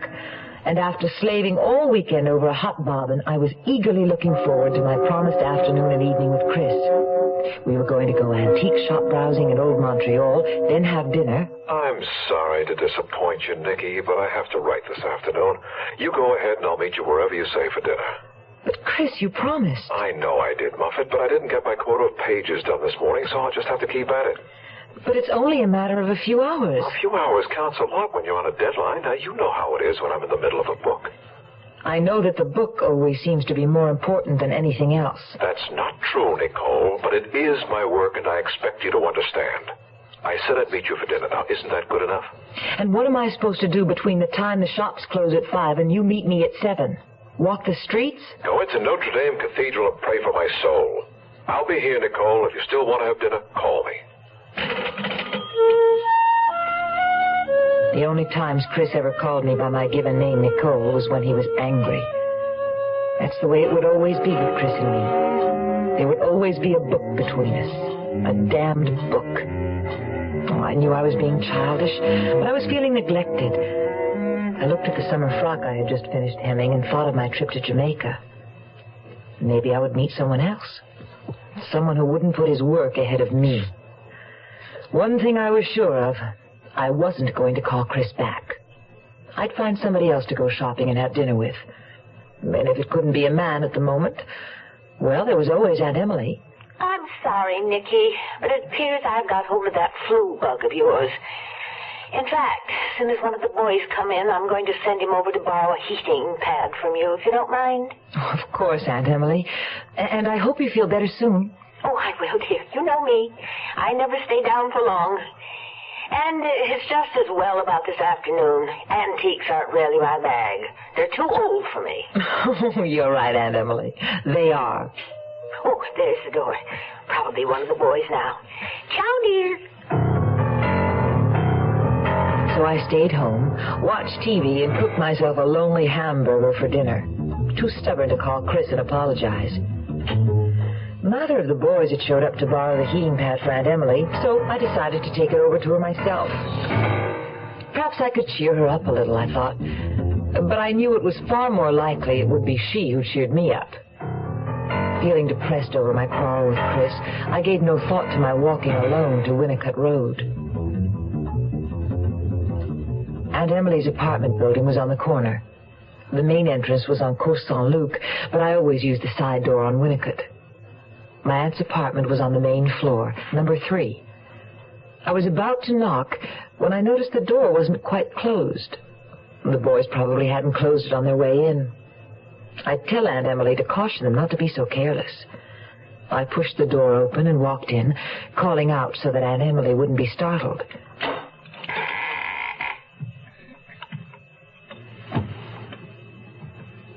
Aunt Emily? Aunt Emily? It's Nicky. The apartment was deathly quiet. Aunt Emily must be asleep, I thought. I crossed the living room, passed the door to the kitchen, and stopped dead. I saw her lying there on the cold linoleum, lying stiffly on her back with her bluish-tinged, fear-contorted face staring up at me. The realization slapped me across the face. Aunt Emily had been murdered. Grief in the darkness, grief and despair. Nowhere, nowhere, someone to care. You are listening to Mutual's presentation of The Zero Hour. Now, here are the bunkers, Gene Stapleton and Carol O'Connor. The house we liked the best wasn't the one we ended up buying. It was beautiful on the outside, but we found out that there were terrible termites everywhere. It would have cost us thousands of dollars to really get the house in shape. That's right, and we didn't figure on all the increases in property tax, maintenance, and other expenses. But we went to HUG and got some very good advice. Yeah, we were pretty lucky, weren't we, Archie? Lucky? No, Edith. We wasn't lucky. We were smart. I know some people who never got as serious as us about buying a home. They've been having headaches ever since.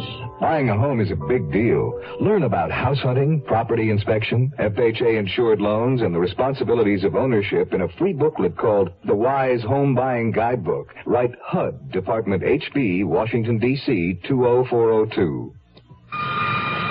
What is a Harrier? It isn't a helicopter, but it could land in your backyard. Harrier. It isn't a conventional jet, but it can match the speed of sound. Harrier. It's a revolution in aviation, and the Marines are looking for good men to fly it. Harrier. Phantom. Skyhawk. Cobra. Marine Corps. If you're a college man thinking of aviation, think Marine Corps and talk to the Marine officer who visits your school. The program is PLC Air, and there's no campus training. A few good men can even get free civilian flying lessons while they're still in college. The Marines are looking for a few good men who want to fly the Harrier, Huey, Intruder, Bronco, in the Marine Corps. Tomorrow at this time, rest your eyes and listen here to this week's continuing study in suspense, Face of the Foe. I'm Rod Serling, and this is The Zero Hour. Today's episode brought to you in part by Big Red Chewing Tobacco, V8 Juice, and State Farm Insurance. This is The Zero Hour on Mutual Radio.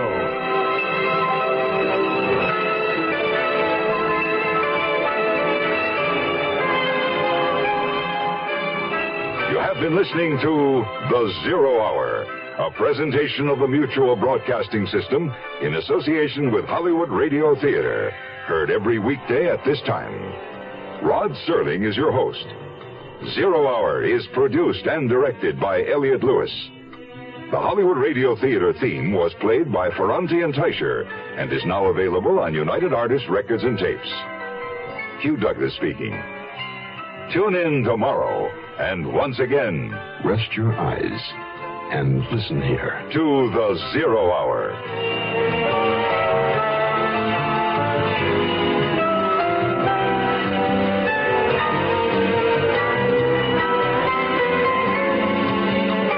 Is the Mutual Broadcasting System.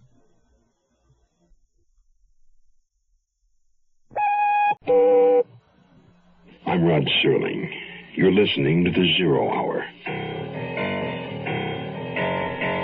Rest your eyes.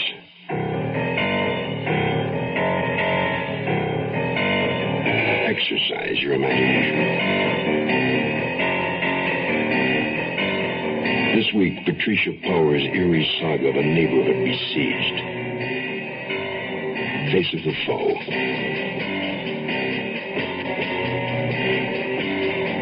Starring Jessica Walter,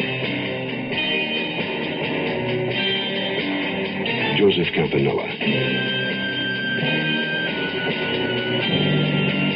and Judy Carn.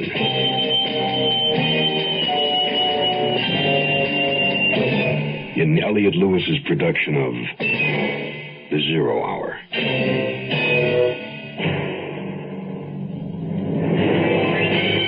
The Mutual Broadcasting System presents The Zero Hour. Sponsored in part by Beech Nut Chewing Tobacco and Quaker State Motor Oil. This is The Zero Hour on Mutual Radio.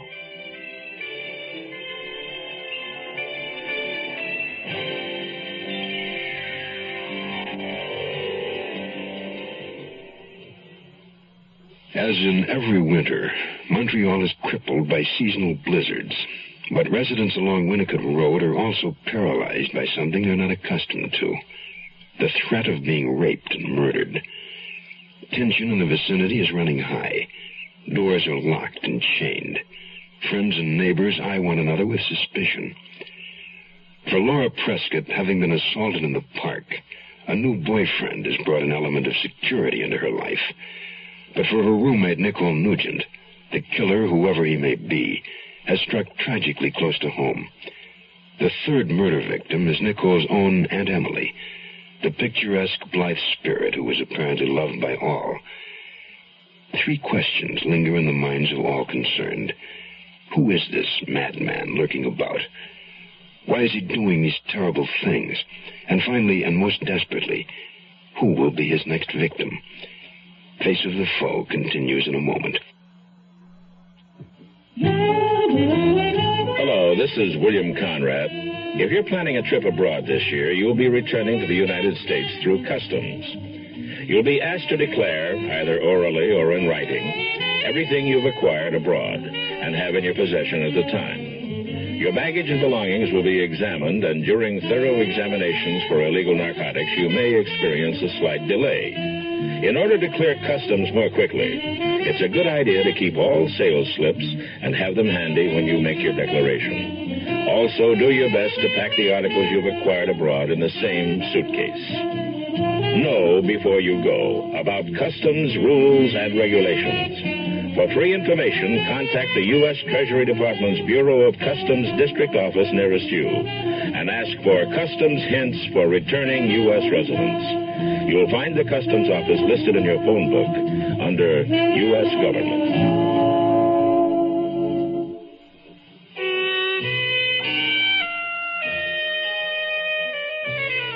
It was Monday morning, the day after Aunt Emily's murder.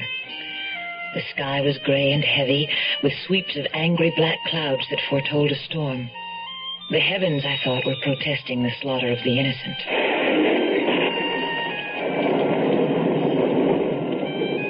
Chris was with me, our quarrel forgotten and his book willingly set aside. Laura was there, along with Julian Brook, his gentlemanly manner abandoned as he expressed outrage over Aunt Emily's murder, with his mouth set in a firm, hard line. And Lisa and Guy had come. Guy, for a change, silent and subdued. Lisa, beautiful and serene as ever, had taken me in her arms and rocked me gently, urging me to cry. But the tears wouldn't come. And now there was Lieutenant Philipe sitting wearily across from me, his cynical gray eyes looking bleak as death. We know you're tired and under great strain, mademoiselle. We too are tired and under strain. There must be no more of these violent murders. It's too late to say that now, Lieutenant. My aunt is gone. Yes, I know how you must feel, mademoiselle, but the danger continues until the killer or killers are apprehended. There is nothing I can tell you, Lieutenant. I can't imagine who would ever want to kill my aunt. Your aunt had 2 boys staying with her. Both boys seem to have disappeared. But she was good to them. They wouldn't have any reason to hurt her, except... Except what, mademoiselle? Well, one of them, Tony Bartha.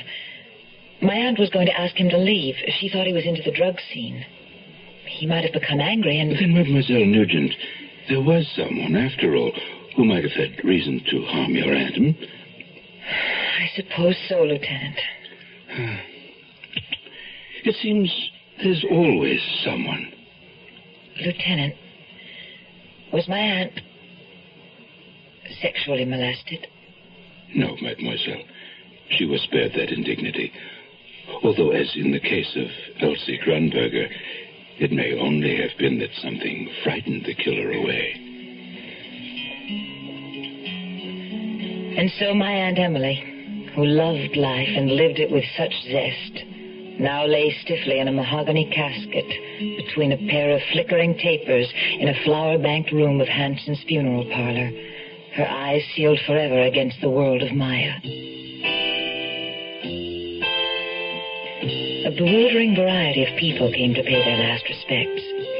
The stunned and frightened remaining members of St. Simon's Choir, of course, and a dozen young monks from the Hare Krishna temple in saffron-colored robes with tilaks painted on their foreheads. A group from the drop-in center with Donald Hamill and Tony Bartha conspicuously absent. A supermarket clerk, the woman from the cleaning shop, the tea importer on Blurry, where Aunt Emily had gone every month for her special blend of Darjeeling tea, who told me Aunt Emily had known almost as much about tea as he did, and a grizzled old shoemaker who said that Aunt Emily had been a woman after his own heart. She had always demanded that thick, stout soles be put on her shoes, none of those fashionable, skinny ones that wore out in no time. The shoes were for walking, weren't they? And she always had him put cleats on her heels so people could hear her coming. That was my Aunt Emily. I thought of her gleaming red motorcycle, stored away for the winter in her garage, and I knew what Aunt Emily would want me to do with it. If Donald Hamill ever returned, it would be his. It was the night following Aunt Emily's funeral, and Chris had suggested supper for just the 2 of us by the fire in his comfortable bachelor apartment. You're not eating anything, Nicky. What are you thinking about? Oh, I was thinking about my trip. All this has certainly taken the shine out of it. Oh, but your Aunt Emily would be the first to urge you to go, despite everything. I know. That's why I'm going, despite everything. 3 weeks in Jamaica is just what you need. But it seems a bad time for me to go away and leave Laura alone in the apartment. Well, if you think she's nervous about it, why don't you suggest she go and stay with a friend while you're gone? Yeah, I think I will. One thing we've decided, we're having a peephole installed in our apartment door. That's a good idea. You know, there's still that question of whether or not Kathleen Windsor and your Aunt Emily willingly admitted the murder or someone they knew and trusted. I'm exhausted from trying to figure out who did it and how. I'll just have to trust that Lieutenant Philipe will eventually catch the murderer. Lieutenant Philipe looks too tired to catch anybody. But you're right, Muffet. You try to put everything out of your mind except your trip. And giving you my answer when I get back. You don't even have to worry about that. Considering all that's happened, I can wait a little longer for your answer. Oh, Chris, you're so dear. I don't know why I keep putting you off. Little Miss Muffet sat on a tuffet eating her curds and whey. Along came a spider and sat down beside her and frightened Miss Muffet away. Is that why you've always called me Muffet? Because you elude me. It's not just my preoccupation with writing that bothers you, Nicky. That's just part of it. You're afraid of love. You like the shallows, the quiet waters. But you're afraid of the whirlpools of love, afraid of being caught up, whirled away, lost in the maelstrom. You're right, Chris. I am afraid. But you have to take chances in life, Muffet. Make an act of faith and surrender yourself to the whirlpool without fear. That's what living is all about.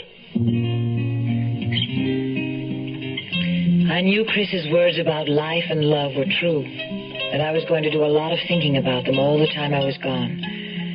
The trouble with me was I was a coward about life and love and death.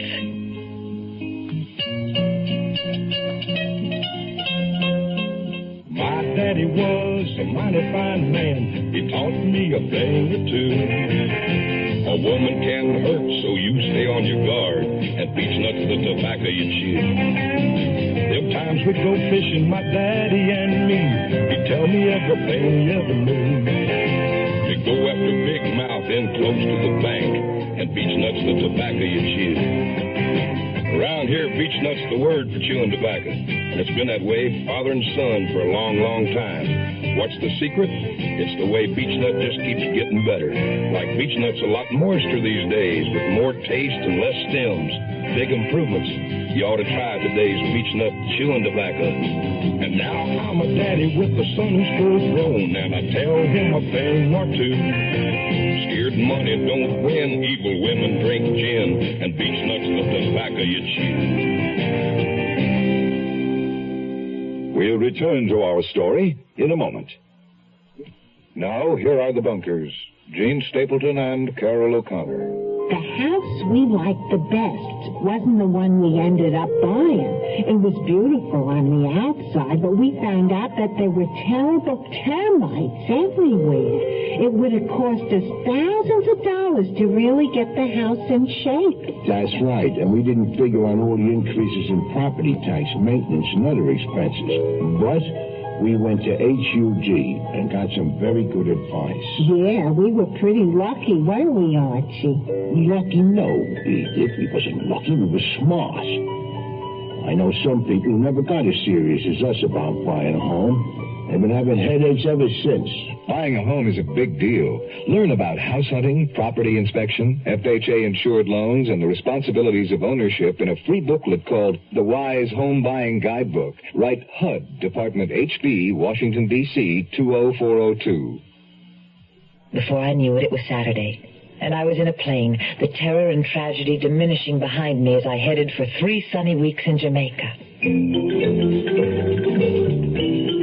The first thing I did on my arrival in Port Antonio was enroll in the Meet the People program at the local tourist board. I was introduced to 2 Jamaican girls my age and taken on a round of activities that left little time to think of the grim events at home. Sightseeing, swimming, water skiing, rafting down the Rio Grande, and riding the trails up into the Blue Mountains. I was so busy that my first week in the islands flew by. Montreal and murder were beginning to seem very far away. But then I received a letter from Laura. Dear Nicky, we've been having sleet, snow, rain, and cold ever since you left. Doesn't that make you feel smug from where you sit under the Caribbean sun? No need to worry about me. Every time I peek through our new peephole, it's into the smiling face of my handsome English escort. The more I'm with Julian Brook, the better I like him. And I'm with him a lot.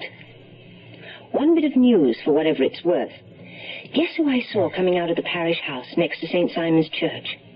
None other than our scowling neighbor from apartment 4, T. Oliphant. But without the mysterious brown cotton under his arm for a change. What do you make of that? Love, Laura. I wasn't sure what to make of it. Aunt Emily and the 2 other murder victims had been members of St. Simon's Choir. Lieutenant Philipe had suggested the killer therefore might very possibly be associated with St. Simon's. And now it appeared T. Oliphant was. Yet neither Kathleen Windsor nor Aunt Emily had shown any sign of recognizing him when he passed by them in the lobby of our apartment building. Then, with a shudder, I recalled how he had looked at both of them in the same way, with that ugly sneer of his. I was glad to be so far away from Montreal at the moment, and relieved to know that Julian Brook was looking after Laura. I was determined to enjoy my final week in Jamaica. I had splurged in a plush hotel suite overlooking the dazzling white sandy beach and sparkling blue sea at Montego Bay. I took a leisurely breakfast on the balcony each morning, lazed on the beach until the afternoon when I went sightseeing. I thought about Chris hard at work on his book, but my mind refused to dwell on anything so serious as the question of our marriage. Then, all too soon it seemed, my vacation was over. And on my very last day in Jamaica, I received another letter from Laura. Dear Nicky, I decided to take your advice after all and stay with a friend until you come back. There's been the bother of several anonymous phone calls. You know, the kind where you pick up the receiver and only hear someone breathing on the other end. A little frightening after all this murder business. Chris is in Toronto for a quickie conference with his publisher, so Julian and I will meet you at the airport. Nicky, here we are. Oh, Laura, it's so good to see you. Hello, Julian. Welcome home, Nicole. Nicky, you got a glorious tan. Wait till Chris sees you. Oh, I suppose you arranged this Montreal snowball just for me. To make you feel at home. Laura and I had in mind taking you off to my place for a drink and a bite to eat as a bit of a homecoming celebration, if you're not too tired. I'm not too tired. I'd love it. Good. Then let's collect your luggage and be off. Julian Brook had to be a very successful furniture designer. He drove us in his sleek black sports car to an opulent glass and steel structure in Westmount, where he escorted us up to his second-floor apartment, into a spacious combination living room library, elegantly furnished with sleek modular furniture and an impressive display of rare books, paintings, and sculpture. He poured us cocktails and graciously toasted my homecoming. I could see from the look he and Laura exchanged over their glasses that their relationship had been progressing well. A few moments later, a waiter appeared at the door with a catered dinner of delicious seafood. Just one of the services of the establishment. Catered meals at the tenant's request from the Penthouse restaurant. As you can see, Julian believes in living in style. Well, why not if you can afford it? You're not the only world traveler, Nicky. Julian is taking off for Rome next week. But not for a vacation, however. Purely business. I'm going to see Giorgio Bartoli, the Italian designer, about that new plant I'm opening. Oh, it sounds exciting. Don't get him started, Nicky. His passion for innovative furniture is almost equal to his passion for boats. And speaking of passions, I'm taking Laura to see her favorite Spanish dance company at the Club Midnight next Saturday evening. Do you suppose you and Chris might join us? It'll be my leave-taking party just before my plane takes off. Well, sounds lovely to me, but I'll have to check with Chris, of course. Julian will be going right to the airport, so if you and Chris come, I can ride home with you. Laura, tell me about the phone calls, the ones you mentioned in your last letter. Oh, I imagine whoever it was has become discouraged by now, since I haven't been there to pick up the phone. I'm afraid it isn't so much those calls that caused Laura to abandon the apartment while you were away. Then what was it? What else has happened? I didn't want to write you about it while you were still on your vacation, Nicky. But now that you're back, you'll have to know. Know what? There's been another murder, I'm afraid. Oh, God, that makes 4. Was it another poor woman strangled? Yes. In an apartment on Queen Mary near Godfrey. Just a block over from Winnicott Road. Was she a member of St. Simon's Choir like the others? I don't know. The papers didn't say. It was a very sparse account. The police are under a tremendous amount of pressure, I suspect. 4 murders, and they don't seem any closer to an answer. There's a little town in western Pennsylvania called Oil City where they make peace of mind. They put it up in quart-sized green and white cans and ship millions of them all over the land to people who don't want to worry about their cars. This peace of mind for car owners is called Quaker State Motor Oil. The folks who make it are experts, men who really know motor oil, because that's been Quaker State's specialty for over 50 years. Quaker State starts with the finest natural petroleum the earth provides. 100% 100% pure Pennsylvania grade crude oil.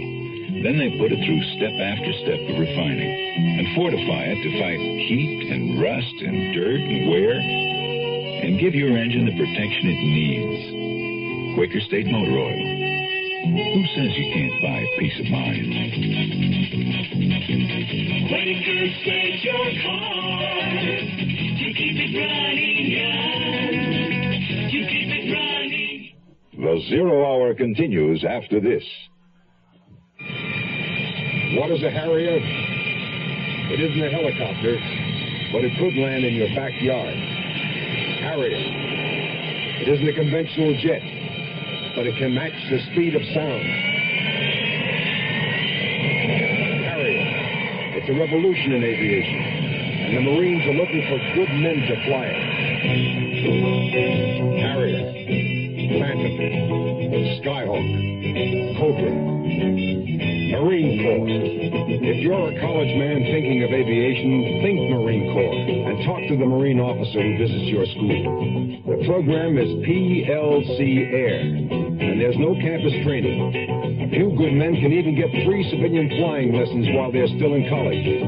The Marines are looking for a few good men who want to fly the Harrier, Huey, Intruder, Bronco, in the Marine Corps.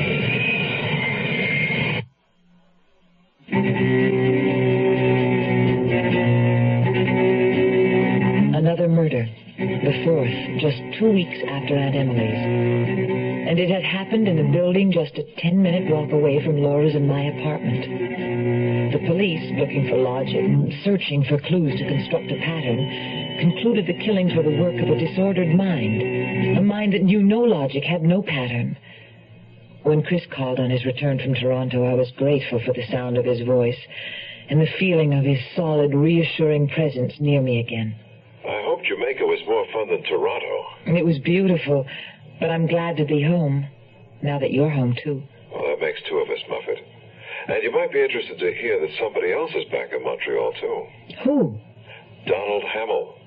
Donald? Where is he? At the moment, bunking in with me. I found him and his guitar camped on my doorstep when I got in late last night. After that little talk he and I had at your place on his birthday, I guess he felt comfortable with me. You're a comfortable kind of person, darling. Where has Donald been? He hitched out of the city in a panic, but then decided to come back and try to clear things up as far as he was concerned. He's agreed to let me take him down today to give the police his story. What is his story? And where is Tony Bartha? Donald says he doesn't know where Tony is. When they left your aunt's house that last day, they split up. And according to Donald, that's the last time he saw Tony. And Donald didn't ever go back to Aunt Emily's? Yes, he did. About 6:30, according to him. He found the door open and your aunt lying dead on the kitchen floor. Then maybe it was Tony who killed her. It could have been. Anyway, that was Donald's first thought. He panicked and took off. Do you think the police will believe his story? I don't know, but I think I do. So do I. Well, I'll let you know what the police think over dinner tonight. How about the Carmen Espresso at 7, okay?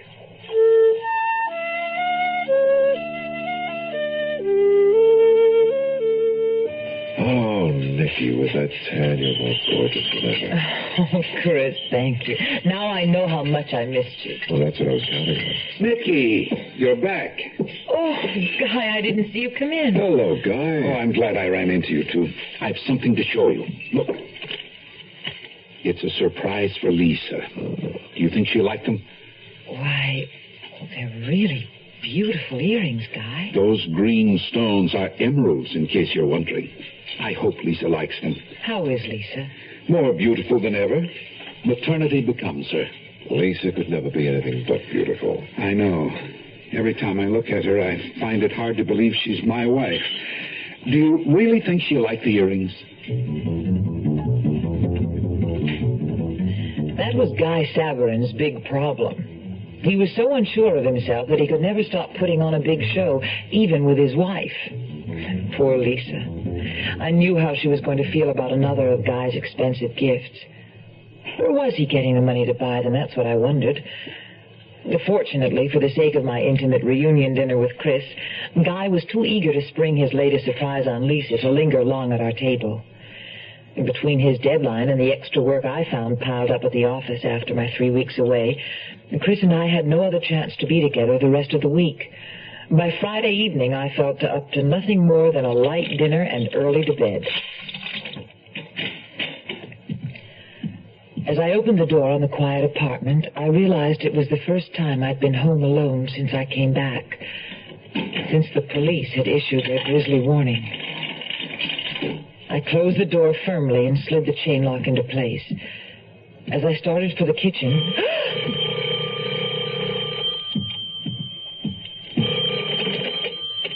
Hello? Hello? Hello? Who is this? Say something.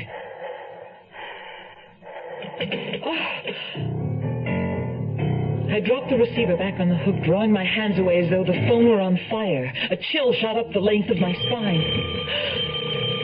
I should have let the receiver off. But perhaps this time it was Chris or Laura calling home for some reason. Why be frightened of a silly telephone? Even if it was that creep calling back, I could just tell him to bug off. Hello?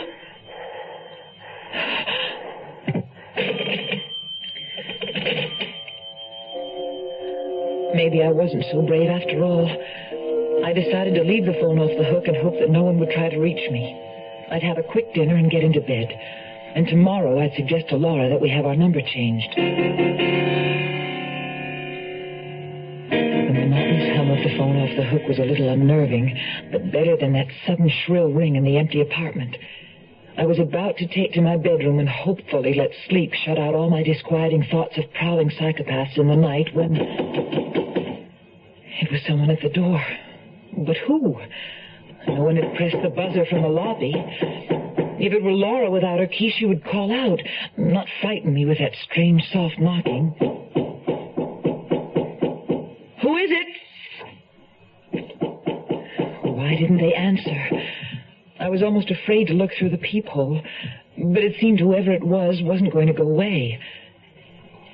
I put my eye to the opening and looked out, straight into the cold, thick-blend stare of T. Oliphant.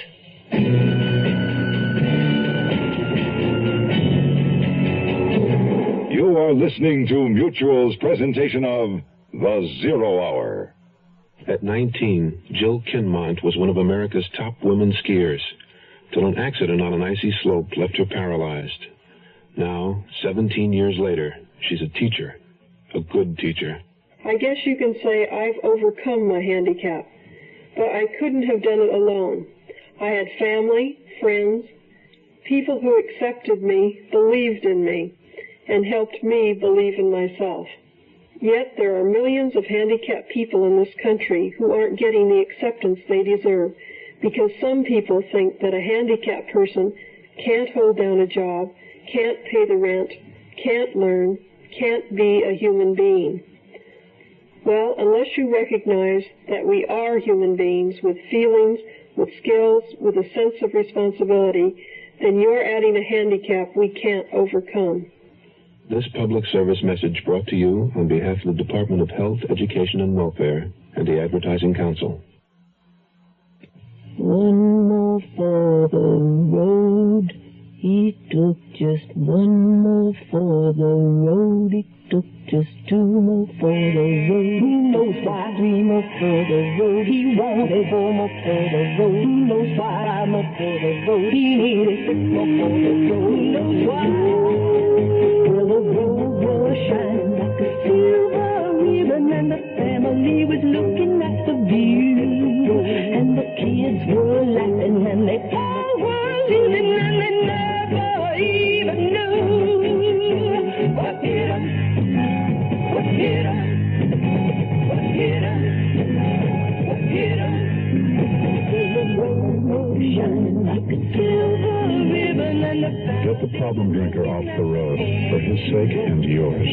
Write to Drunk Driver, Lux 1969, Washington, D.C. We'll tell you how you can help. A public service message on behalf of the U.S. Department of Transportation. Tomorrow at this time, rest your eyes and listen here to this week's continuing study in suspense, Face of the Foe.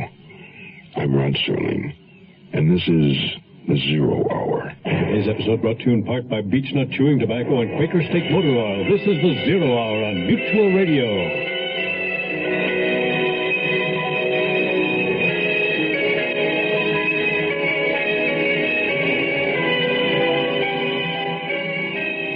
Been listening to The 0 Hour, a presentation of the Mutual Broadcasting System in association with Hollywood Radio Theater, heard every weekday at this time. Rod Serling is your host. 0 Hour is produced and directed by Elliott Lewis. The Hollywood Radio Theater theme was played by Ferranti and Teicher and is now available on United Artists Records and Tapes. Hugh Douglas speaking. This is the Mutual Broadcasting System. I'm Rod Serling. You're listening to the 0 Hour. Rest your eyes.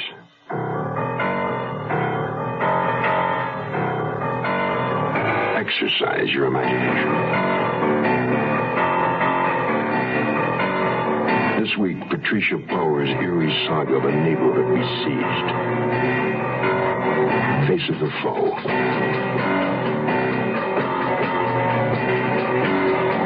Starring Jessica Walter, Joseph Campanella, and Judy Carn.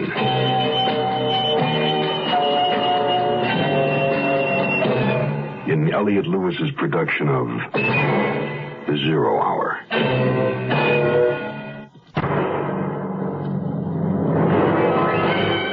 The Mutual Broadcasting System presents The 0 Hour. Sponsored in part by State Farm Insurance and Big Red Chewing Tobacco.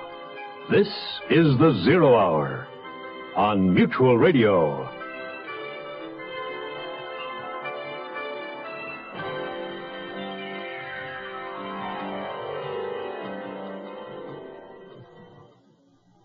Winter at times seems interminable. After the first snowfall, the excitement is gone and it's all the same. Cold, bleak, and dreary. For Nicole Nugent, a 3-week vacation in sunny Jamaica was just what the doctor ordered. And she returned to Montreal well-tanned, well-rested, and well-healed. She had missed her friends, and that was good. Friends are everything. But she'd also missed something else. A fourth unsolved, inexplicable murder. And it was bad. It was the fourth such grisly event in a very short period of time. The victims were all women. All belonged to the same church. All lived in the same neighborhood. Nicole's. And now Nicole Nugent is spending the evening at home, alone. There's a muffled knocking at the door. And she's looking through the peephole at a face. And one that she suspects might be the face of the foe. The conclusion of our story follows after this word. Hello. My real name is Florencia Vicenta de Casillas Martinez Cardona Moss. No, it's not a new rock group. I'm known professionally as Vicky Carr. But my real message today sings out good news for all of you. A new federal aid program to provide education and training after high school, especially if you don't have the money for it. It's called Basic Grants, and helps provide money for full-time students entering for the first time a college or university, vocational school, technical institute, or a hospital school of nursing. It helps you pay for tuition, books, and other expenses. Basic Grants makes it possible now to prepare for the special vocation or career you've been hoping for. And best of all, it's not a loan. That's right. You don't have to pay it back. So apply right away. Simply contact the school or college you're planning to enter, or post office, or write Basic Grants, Box 84, Washington, D.C. Buena suerte, mis amigos.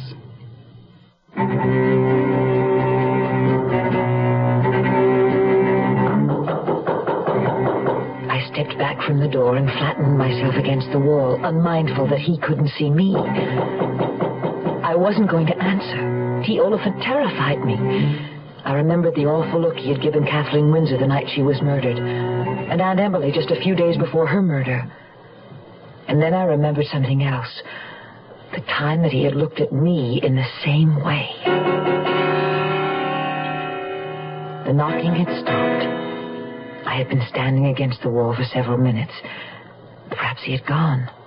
I looked through the peephole. There was no sign of T. Oliphant. I had a dinner date with Chris before we were to join Julian, Brook, and Laura to see the Spanish dance troupe at the club midnight. The festive mood of the evening, however, got off to a slow start. I felt uncomfortably out of sorts with a vague headache that I hoped would not develop into one of my crippling migraines. And Chris was tired from working on his book at such a hard pace. I suspected he was weary of his responsibility for Donald Hamill as well. I always worry a little when I go off and leave him alone. He's a good kid, but so naive and impressionable. He could get into trouble a block from home. I guess that's why Tony Bartha was able to get such a hold over him. Well, at this point, I wouldn't say Donald's his own man. Tony persuaded him to try heroin once, you know. Donald didn't like it. But Tony held the fact that he tried it over his head like a sword. Threatened to tell the police Donald was a junkie if he ever breathed a word about Tony's drug-pushing activities. Is Donald frightened now that he's told the police everything? No, just relieved. Like I say, he's a good kid. I like him. So did Aunt Emily. As soon as Donald knows where he's going, I want to give him her precious red motorcycle. I know she would have wanted him to have it. Oh, he'll love it. Probably almost as much as he loves that guitar of his. When we joined Julian, Brook, and Laura in the Starlight Room, we found Julian preoccupied with the weather, concerned that the snowstorm might prevent his plane from taking off. If it keeps up, I think perhaps I'd better check with the airport. The storm should let up by morning. It wouldn't be too much of a problem if your plane couldn't leave till then, would it? No, I suppose not. Well, let's not let a little snow dampen our party. Now, what would you two like to drink? Nicky? Manhattan, I think. Scotch and soda for me, please. I'll tell you what, I'll go track down our waiter on my way to the phone. I may as well settle this airport business if I can, so we can all relax and enjoy ourselves. Don't be too adamant about leaving tonight, darling. You know I wouldn't leave at all if I didn't have to. It's too bad he can't wait until tomorrow to leave. He's anxious to be there as quickly as he can. The opening of this new plant is very important to him. Laura was in luck. Julian came back with the word that the airport was socked in by the storm. There wouldn't be a plane out until morning at the earliest. I'd like to say I'm sorry, darling, but I'm not. Now you don't have to dash off before the evening's over. That upsets my plans in Rome a bit, but there's nothing I can do. And of course, I'm not in any hurry to leave you alone. Well, no reason then why we shouldn't settle down to a pleasant evening. But only a few moments later, Chris was called away from the table to answer a telephone page. Julian had finished his drink and was doodling on a cocktail napkin, another ship in red ink, when Chris returned. Chris's face was set in a deep, worried frown. I'm sorry. I'm going to have to leave. It's Donald. He's in trouble. Got to get out of this city of night. Find me, oh, find me, my city of light. Agent Darrell Hutchison of Garden City, Georgia, explains why personal service and car insurance is just as important to State Farm Mutual's low rates. We are not always the lowest price that an individual can find for insurance. So I have had people come by that have already gotten prices from other companies. They come by, and this particular time, we were a little higher than they were. But after talking with them, tell them that I can give them one thing that the other company cannot give them, and that is my personalized service. They know that I am here. I'm here to stay as an agent, and these points make a difference. They don't want to be treated as a number. They still want to be treated as an individual, especially when they have a claim problem. They want to be given service because that's what they're paying for. Like a good neighbor.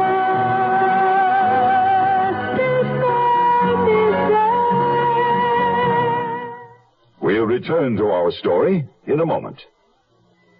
Hi, I'm Pinocchio, the big nose and all that, you know. But seriously, lots of kids don't know about me. How can kids read if they don't have any books? And millions of kids, black, white, red, yellow, brown, all races, live in homes without any books. Getting books into the hands of these girls and boys is what the national program, RIF, Reading is Fundamental, is all about.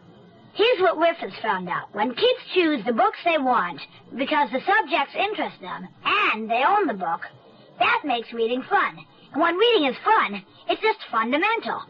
Books widen a kid's world and their abilities and their whole life. Every community needs RIF.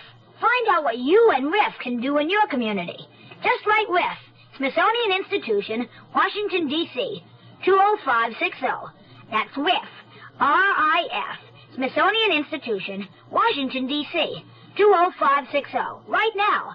If America's to go out thinking, reading is fundamental.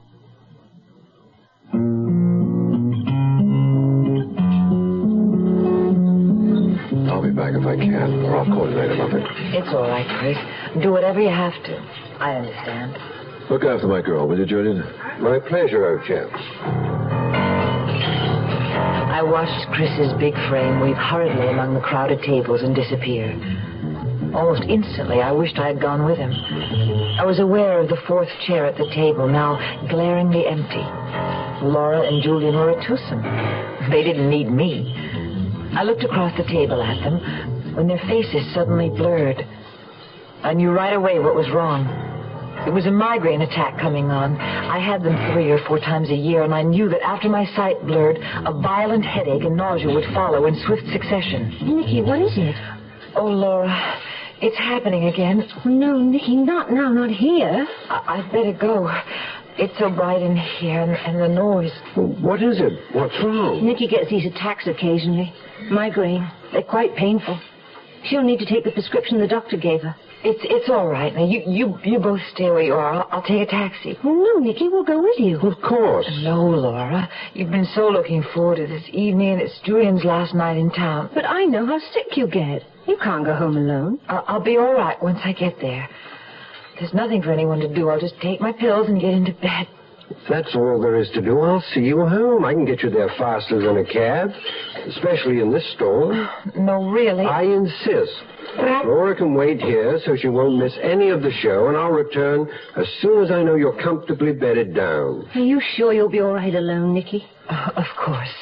Once the medicine takes hold, I'll sleep. Help her out quickly, Julian. She looks faint. I'll ask the head waiter to look out for you, Laura, and I'll be back in about 30 minutes.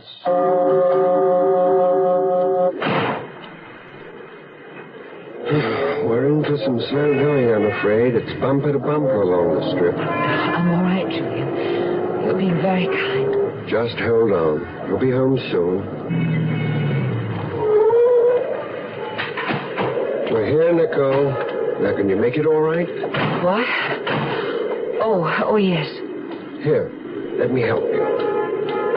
Slowly, please, my head. Oh, it hurts. I'm feeling quite sick. What a shame having something hit you like this. I'll be better soon, after I've taken my tablet. Yes. Well, I'm going to see you comfortably inside before I leave. I fumbled in my purse for my key, but with my blurred vision, I couldn't fit it into the lock. Julian took the key from me, led us into the lobby, and guided me gently to the door of the apartment.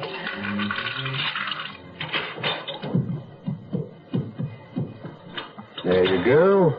And here are your keys. Oh, thank you, Julian. I'll be all right now. You get back to Laura. She'll be worried. I want to make sure you're settled first. Let me take that wet coat. You better let me help you off with your boots. No, I can manage them. I bent down to pull off my boots and felt myself sinking under a wave of nausea and dizziness. Julian caught me. His strong hands were on my shoulders, and then, suddenly, at my throat. Julian! What are you... Too bad you became interested in China clippers, Miss Nugent. That was your Aunt Emily's mistake. I don't understand. Never mind. It doesn't matter. Nothing matters now.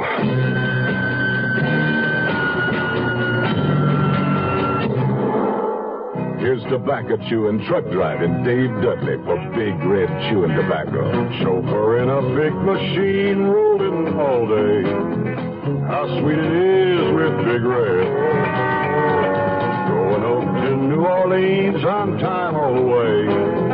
How sweet it is with Big Red. You notice it everywhere. More folks chewing Big Red Chewing Tobacco. Truck stops and the coffee's hot and conversation's fine. Hey, Mike, what's things like out Route 59? Then you pass Big Red around and the fellas take a chew. How sweet it is with Big Red. You ought to try Big Red Chewing Tobacco. It's moister, smoother, more satisfying. Got a taste of its own that keeps on tasting good all chew through. Climb on board. Start chewing Big Red Chewing Tobacco soon. How sweet it is with Big Red. The Zero Hour continues after this. Charlotte, I'm home. The supper's not ready, Chester. Should I go back to the office? No, stay. Well, what are we having? Tuna casserole. Sure. We had tuna casserole last week. It's the same one. There was some left over. I'm not hungry. You said we have to start watching our pennies. I would rather starve than eat tuna casserole again. Oh, when we got married, you said you loved tuna casserole. Well, before you get married, you love everything. Oh, I'll put it on a different plate. Maybe it'll taste different. Charlotte, you know I hate tuna casserole. Now close your eyes and pretend it's steak. Sure. Well, why don't I close my eyes and pretend I'm a retired millionaire and you're the galloping gourmet? Gourmet.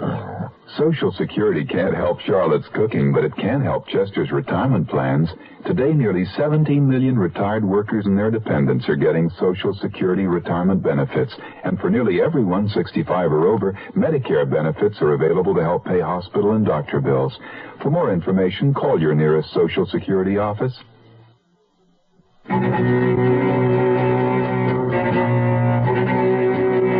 Julian Brook was the strangler. His hands were at my throat. I tried to scream through a windpipe that was being choked off. There was a rushing noise in my ears, and the ugly, distorted face hovering over me began to dissolve. I was falling into a well of blackness.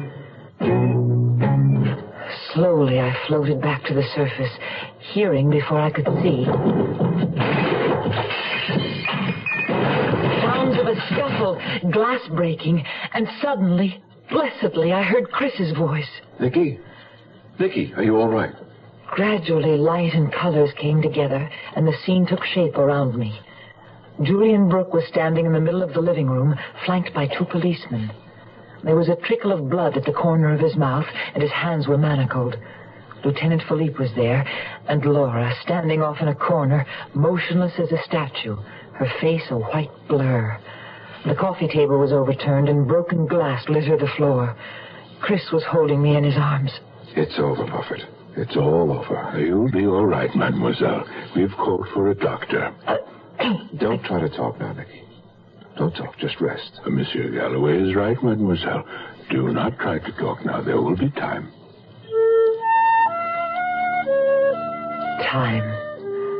Time to sort out the terrible puzzle whirling round in my brain. Charming, well-bred Julian Brook had tried to kill me. He had killed my Aunt Emily. Why? What did he mean about China clippers? How did Chris and the police arrive in time to save me? And poor Laura, how was she going to take all this? Somehow that concerned me more than anything else. It's just so hard to believe that it was Julian all along. There are still so many things I don't understand. Oh, I'm not sure I want to. It's all so dreadful. I just thank God you were saved. Everything is still a jumble in my head. I hope Chris gets here soon with Lieutenant Philipe. And then you'll really hear what an utter fool I've been. What do you mean? The money for my restaurant. $50,000. I gave it all to Julian Brook.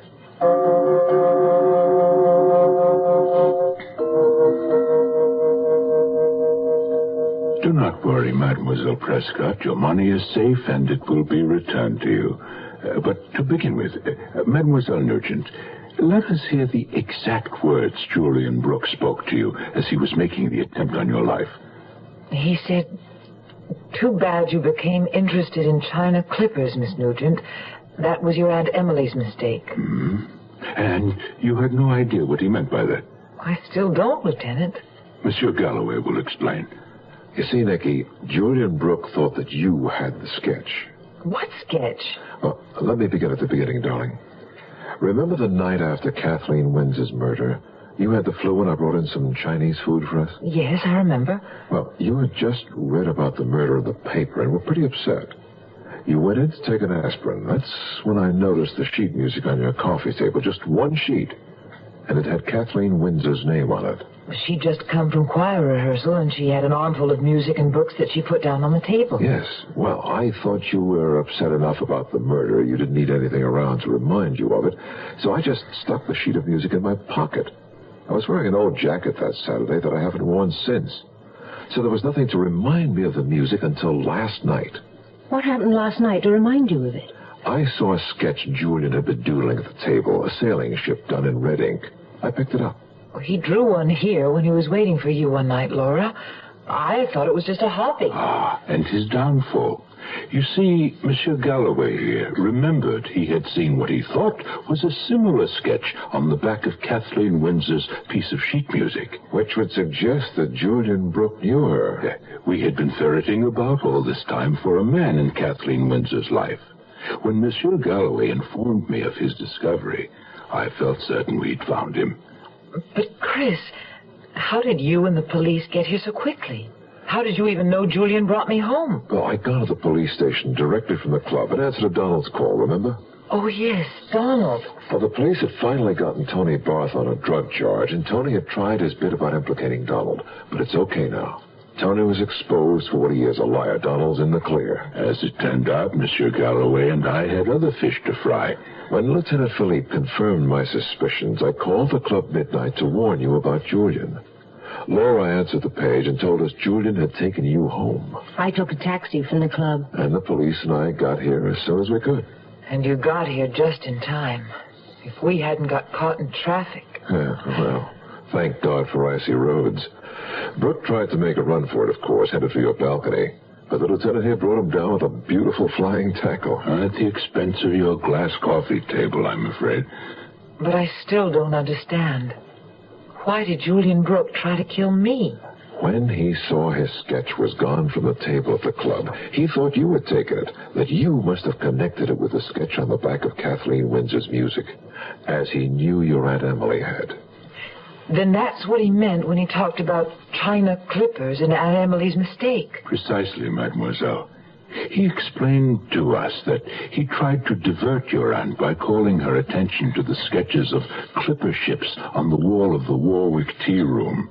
But these sketches are in black ink of British clipper ships, while his sketch in red ink was of the Flying Cloud, a very identifiable American clipper ship with an angel blowing a trumpet at its bow. Then he knew Aunt Emily was sure to remember where she'd actually seen it. On Kathleen Windsor's music. And he learned that Kathleen Windsor had come here to you directly from her choir practice the night of her murder. Thus he assumed you also must have seen the sketch he had drawn on her music. A murderer shouldn't go around leaving his trademark everywhere. That isn't the only evidence Monsieur Brook left around. Because he intended to leave the country that night, he had brought his bag to the club midnight. We found its contents most interesting, particularly those beneath its false bottom. What did you find? For one thing, your money, Mademoiselle Prescott. Fortunately, he had not spent it as he had Kathleen Windsor's. You mean he swindled us both in the same way? With the same story, that he needed the money temporarily to open his new furniture plant, but not quite in the same way. With you, Mademoiselle Prescott, his approach had to be more subtle. Thus, he staged the attack on you in the park so that he might become your rescuer. But how did he even know I had $50,000? From your unwise advertising in the paper, mademoiselle. He first called you in answer to your ad for a restaurant property, do you recall? Yes, I certainly do. I thought he was a practical joker. But the voice, it wasn't Julian's. I'm afraid it was, mademoiselle. Monsieur Brook is a master of disguises. Another item we found in his bag was a false mustache and a Van Dyke beard. Then the man Aunt Emily saw in the car with Kathleen Windsor was Julian Brook. Yes, the same man, different name. Kathleen Windsor knew him as Stephen Harcourt, while Elsie Grunberger had met him under his real name, Charles Potter. Julian murdered Elsie Grunberger, too? I mean, Charles Potter? Yes. It was the first time he killed. He had to do it to protect his investment in the Windsor woman. Elsie Grunberger had been a friend of the rich widow Potter had fleeced out of her savings. Unfortunately for Elsie, she caught sight of him with Kathleen Windsor one day, and he knew she recognized him, despite his disguise. He followed her home and killed her. Well, then the arrest of Julian Brook, Charles Potter, solves 3 of your murders. What about the 4th, the most recent one? That, regrettably, is still on our books. Charles Potter denies having had anything to do with it. It is a month now since that fateful Saturday when the mask was ripped off Julian Brook and the face of the foe revealed. Laura has found a location for her restaurant and is hard at work trying to forget all that happened. Meanwhile, I've learned not to judge people by the faces they wear. T. Oliphant may be something of a woman-hater, but it turns out that all those brown cartons of his contain toys that he makes and delivers regularly to St. Simon's Parish House as gifts for needy children. Donald Hamill has been placed in a good home where he continues to carry on his love affair with his guitar when he's not vrooming around on Aunt Emily's red motorcycle. The snow lies deep now on the graves of Aunt Emily, Kathleen Windsor, and Elsie Grunberger. But of course, Lieutenant Philipe continues to caution us to lock our doors, reminding us that there is still a murderer loose in Montreal. Asphalt and concrete, neon and steel. Nowhere, anything real. Bolted doors on the houses. Shuttered doors on the hearts. Broken dreams in the concrete. You are listening to Mutual's presentation of The Zero Hour. At 19, Jill Kinmont was one of America's top women skiers, till an accident on an icy slope left her paralyzed. Now, 17 years later, she's a teacher, a good teacher. I guess you can say I've overcome my handicap, but I couldn't have done it alone. I had family, friends, people who accepted me, believed in me, and helped me believe in myself. Yet there are millions of handicapped people in this country who aren't getting the acceptance they deserve because some people think that a handicapped person can't hold down a job, can't pay the rent, can't learn, can't be a human being. Well, unless you recognize that we are human beings with feelings, with skills, with a sense of responsibility, then you're adding a handicap we can't overcome. This public service message brought to you on behalf of the Department of Health, Education, and Welfare and the Advertising Council.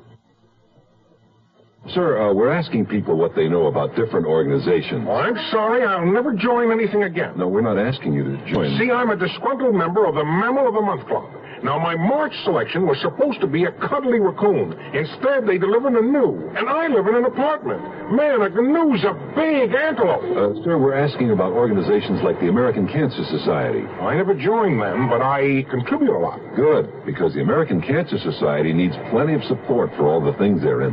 For instance, there are numerous educational activities like telling people how important checkups are and knowing cancer's warning signals. That helps save lives. I thought the Cancer Society was mostly research. No, it's service, education, research, and then some. Well, maybe I'll join the American Cancer Society. Good. The society needs volunteers as well as contributions. You know what my June mammal selection was?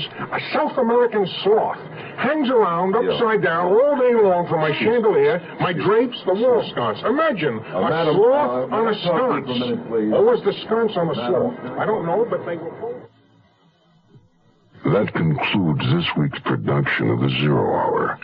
Patricia Powers' Face of the Foe. Next week we'll begin another exciting dramatization of a tale of mystery and suspense. We'll tell our story in 5 days, at the same time, Monday through Friday. So, on Monday, rest your eyes and listen here to the Zero Hour. Today's episode brought to you in part by State Farm Insurance and Big Red Chewing Tobacco. This is the Zero Hour on Mutual Radio.